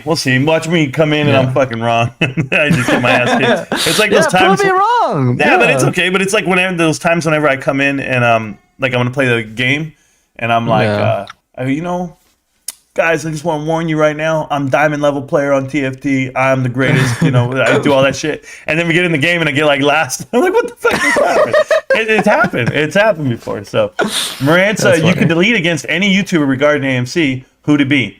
if you could debate, oh, I'm so sorry. If you could debate against any YouTuber regarding AMC, who would it be? Well, you know, I don't know, because the truth is I've talked to most of them. I would say AMC Bigums, because I would embarrass him for what he doesn't know. And he talks shit about GameStop. You know, Boss Blunts didn't do that. The other grifters didn't do that, but he did. When he had nothing to speak on and he didn't know what he was talking about for Ape and the conversion and what it was going to do, and I was making videos at the same time, he literally saw my videos. He went into the chat. He came here to the chat and he wrote paragraphs and pages of shit. And he was like, Marantz is a psycho, Marantz is this, Marantz is wrong. But I was calling him out on his live streams. Every day I was making videos about him. And he started saying, well, it's because he's in GameStop. It's a failed company. It's a poor investment. And he made videos saying that. And that's who I would love to debate. He couldn't get out 2 sentences against me. It would be a shutdown city. And for a lot of you guys, it's not fair. A lot of you guys who've been watching this channel for 2.5 years, you guys know everything that I know because I tell you what I know, and you guys can interpret it any way you want to. So when we're in an argument with someone, let's just say one of you guys walk into like a meltdown subreddit. You guys have all the tools. You guys have all the info. So when you hear misinformation, you right away call it out. You're like, what are you talking about? It's not how that went down. We know this happened, that happened. Like, you guys know your shit, man. And I would just say, you know, we all spread out that information together. Give me 1 second. I got to yell at my son. Let's see. Comments. No, I'm back now. It's just my son. I call him by his middle name Okay. whenever I'm getting his attention. See, my wife's done with dinner. Okay, she's handing out dinner, and so she's calling kids to the table. And this dude has on his headset, and he's gaming. He's a real gamer. He's a grinder, and he's out there. He's playing with his buddies, man. So I have to yell, "Hey!" That's but correct. yeah, that's what it was. Somebody said, "Say Boss Blunts." No, not Boss Blunts. Really not. He's ignorant. He. Oh, I wanted to talk to you guys about that. So there was a thing that came out, and they said the National Canadian Bank or something like that. Is that what it's called? The NBC or something? The National Bank of Canada. National Bank. So everyone was Yep. saying how bullish it was. They went ahead and bought more shares of AMC. They bought almost 3 million shares, 2.9 million shares. It was just announced. And oh my God, somebody! And I'm just like, you guys are idiots. They're buying these shares because they're lending them out, and people are borrowing them. The cost to borrow is astronomically high. So they bought shares to loan them out. There's one, and then two, maybe to hedge their put position. I can only imagine. So you can either do calls or shares, but you'd rather do shares at this point because you're going to loan them out. I don't see it as bullish at all. So I just think of the way hedge funds work, and the bank's probably doing the same thing. So the only fair debate would be Marantz debating himself. DRS, I appreciate that, bro. This guy says, please leave Pulte alone. Don't call him. What the hell? Did you see me? What? These guys are ridiculous. Just saw someone saying you were saying Zorin is going to go get Adam Aaron on Stockwitz. It's not what I said. What have I missed? That is not what I said. I don't think she's on retail side. I have to buy another 100 GME tomorrow morning. Oh, cool. Bullish as fuck. Do your thing. Will GME be a blue chip company? They already are. People just don't list them that way. I'm telling you right now, a company comes out with an NFT marketplace, with a wallet, with a gaming engine, and they have a retail footing. They have e-commerce at a peak, and they have $1 billion cash and no real debt. You're crazy. Oh, my love. And let me tell you something, Monty, okay? Yep. I don't know if you can see this, bro. Okay. Okay. This is with salsa written all over it. Now, these taquitos here, okay? These are hand rolled, and my wife, she deep fries everything. She's an amazing cook. My wife's amazing. Guys, this is the reason why I went up to 253 pounds, okay? And I'm going right back up there because this shit I'm going to eat, and I don't care. Yeah. Oh, my God, guys. I'm telling you how good this shit is. This is homemade taquitos. Women, Oh my God, dude. figure this shit out, bro. She does it herself. My wife's an amazing cook. I can relate to that. When food is too good, you're like, fuck. I was the same too. I gained like 20 pounds. I was like, oh my God, I need to control Wait, like myself. 160 now?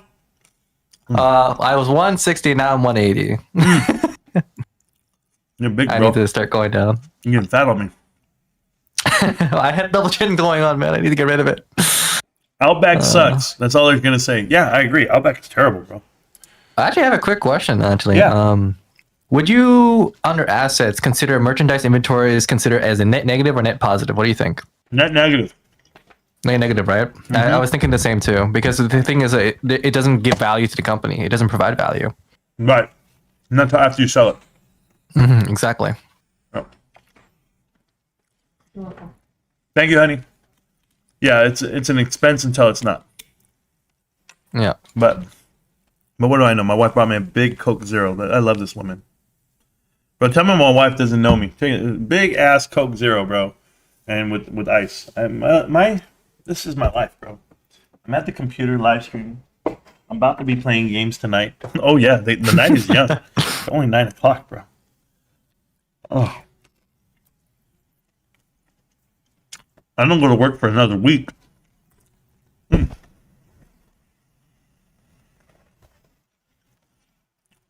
right, here we go. Marantz, love you, bro. Oh, Marantz, love you, bro. But Dota is to League what GME is to Bed Bath & Beyond. Oh my god. You guys are stupid.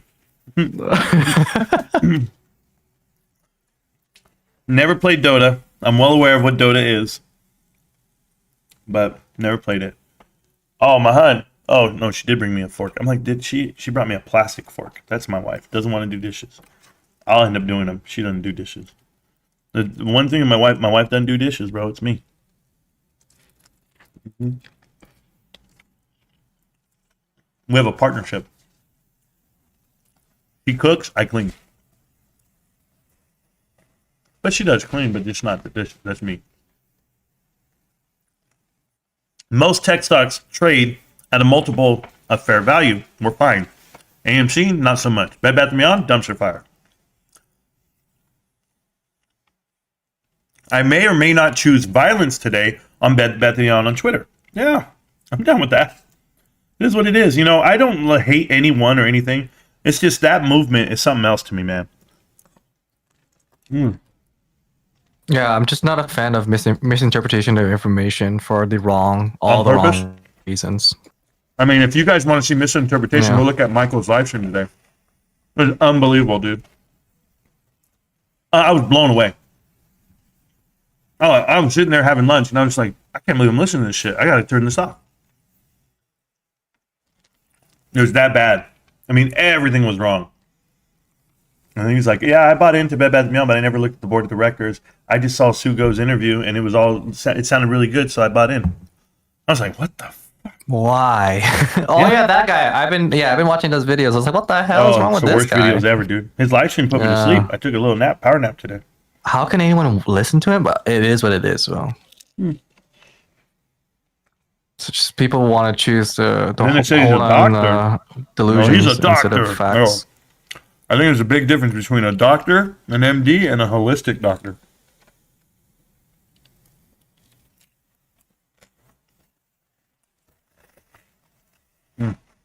Okay. Let's see what else I got here.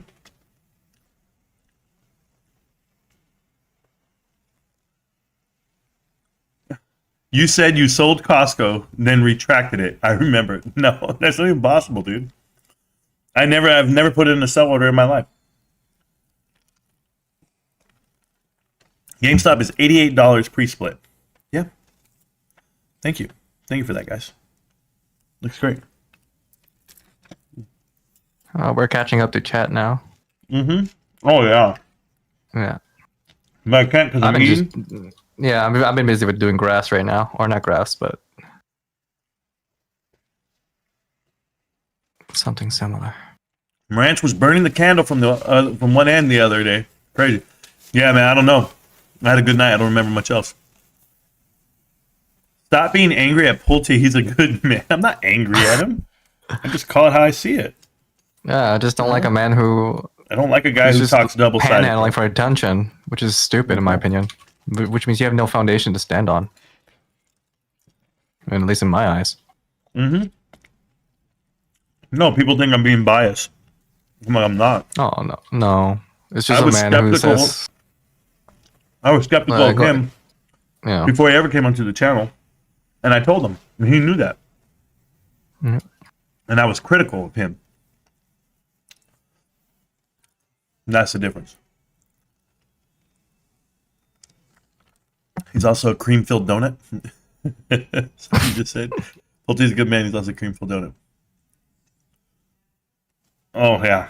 Oh, man. Coffee house. This coffee house must be a pee-pee show kind of guy, huh? I can't remember everybody where they come from, bro. I lie. I can remember everybody. I can't remember everybody just because they're like, you know, if they're just talking nonsense, they're like NPCs to me. It's like, okay. Somebody's excited. Somebody doesn't understand what we do here. Somebody said this stream is ass. Okay, good, dude. I hope you didn't watch it then. Really, I'm just hanging out, having a good time with my buddies. And occasionally a good question will come up, and then I'll react. But until then, I'm just chilling, bro. But if you don't want to watch it, you don't have to. You know what you can do? You can go lose more money where you have been. Oh, for sale. Huh. Yeah, they're ruining lives. I agree with that. You don't understand why Pulte would go onto the BB show? Who cares? I do. There's more people to try to get to look at his face. Yeah.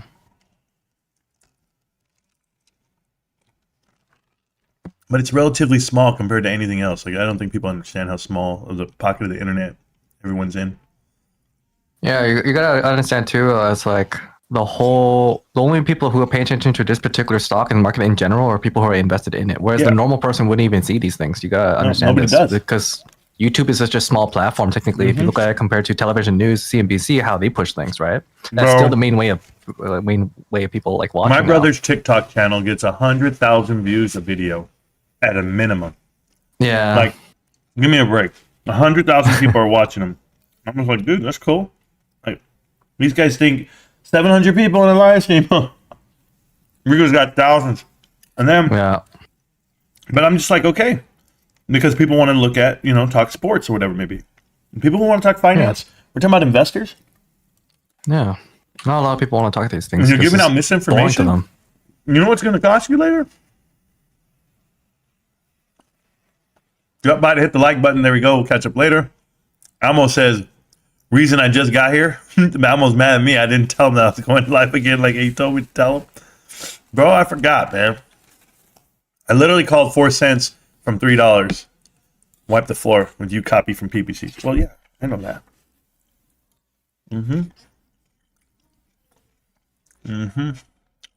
I've been a silent lurker. You're doing good work, Marantz. Even if you save one person, that's something. You made a difference in the world. Thank you, Dirk, New York City. Thank you very much for that. I'm trying my best, man. The market did crash March 2020. That's not a correction. Again, talking misinformation. Really? Did it not? I'm just asking, did it trade that day? Did all trading halt? Because, I mean, that's how I anticipate a crash. I use the technical term, like an annexation cease of the will. So just, and whenever we're thinking about like wheels turning, this is how like a cop actually gives you a ticket for like running a stop sign. They have to see your wheels completely stop. And then they'll be like, oh, he stopped. Or you do a rolling start. I don't care how much the market retracted. It's not a crash. It's a correction. YouTube is owned by Google, obviously. Yes. Evening, fam. Just wanted to come in and hit the like button for the team. Bedtime work tomorrow. Yes, sir. Good night. Thank you so much for that. Hi, Marantz. Been out of state visiting Times Square today. Glad to see you live on a Sunday night. I heard a rumor that GameStop shares are on sale on Monday morning. Looking to add more. Every day the shares are on sale. I got you. My first son was born in Missouri, home of the BPS. I don't know exactly what that means, but I'm down with you. What do you think of RTX on the massive drop? I have no idea what RTX is, P-Money, and I probably won't know because I don't care to check. I've been in the market to see it happen over and over again over the 3 cycles in an 8-year period. There we go. Thank you, Marantz. I will watch your series is good knowledge. Yes, Luis, it is very good knowledge. Push play, sit down, have a drink, or, you know, while you're playing video games or something. It's something worth listening to, but I would actually watch it too. Ask your buddy there what he thinks about UCopy. UCopy's terrible. That's what we think. It's garbage. Why? Because of his ethnicity? You're comparing the two? I guess. Who knows? One's Korean, one's Chinese. We all know that that's an scholastic battle or whatever the hell it is. Who's smarter? Smarter isn't really by ethnicity. It's smarter by due diligence. Mm-hmm. And that's it. That's the only difference you need to know. Well, if you're like me, I don't identify. I could identify as easily as an Apache helicopter. It doesn't make a difference. No. That's my point. Mm-hmm. It's all about the work ethic and by the end of the day. Oh, but I'm just happy Gravis is here. You know, Gravis is a mod on PBC's channel. Never misses an episode of Marantz Rantz Live. How more headwinds for RTX when Ukraine is bombing Moscow? Yeah, RTX is that the company that owns? Yeah, They do aerospace defenses and stuff like that. Yeah. they're on the board of directors with Boeing, right? Restricted cash. The company they bought out, their board of directors are on Boeing. I know about it. Yeah. I forget the name of the damn company, though, that RTX bought out. They just bought out a company in like 2020. And then got the contract for Ukraine. I don't. I come to learn. There we go. Gravis, you have no power here? Gravis, do you really still have GameStop share or Bed Bath & Beyond shares? No, I don't think he does. I think a lot of people do.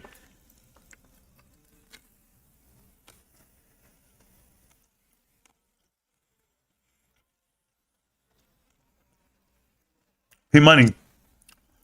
You don't think it's a small platform, YouTube? YouTube is a huge platform, but your one channel is a small platform within that platform. It's like an omni-channel, a bunch of things that you want to watch. That was the point. Yeah. Trust me, your MySpace is small, bro. All you got is the top 8. The Proud Boys are a patriotic group consisting of people of all races who support freedom. Thank you for that, I guess. Did you already do the connecting the dots? I did, Jerry Diamond, connecting the dots on Boeing, the outcome of Boeing, and how that's related to Morgan Zorn, the same judge that is doing the AMC outcome. By the time Marantz reads, his blood pressure will be raised. No, I'm fine. How do you not know Raytheon? I do know it. RTX. I didn't know it as RTX, bro. Kick back, bro. Marantz is not going to gratify you. No, I'm not. Anyway, what I'm going to do is I'm going to go play some video games, bro. I'm going to go have a good damn time doing that. First, I just want to say a shout out to Monty here, my co-host tonight. He's amazing. And I was waiting for the people to come out and debate about why GameStop is garbage. Where is these people at, bro? Pick up your damn mic and unmute yourselves. I was waiting for this. I've been on YouTube for what, 2.5 years? Goddamn pussies. These people stopped debating me a long time ago. The minute I went on Tony's Narrow show and I'm shit all over them. Oh my god, dude. Yeah, I know. It's unfortunate. It's like these people who talk about these things and they can't even back it up because they're too scared. Weak. Yeah. Well, they know where to find me. And they know where to find you. So, Monty, thank you again so much. Everyone else, guys, I appreciate you. Love everybody. GameStop. Can't stop, won't stop. GameStop. Just remember this part, guys. I'll play this for you. You know what? Yesterday, but I kind of changed my mind because now I'm just fucking bullish. Okay? That's what the fuck I am about GameStop. Peace!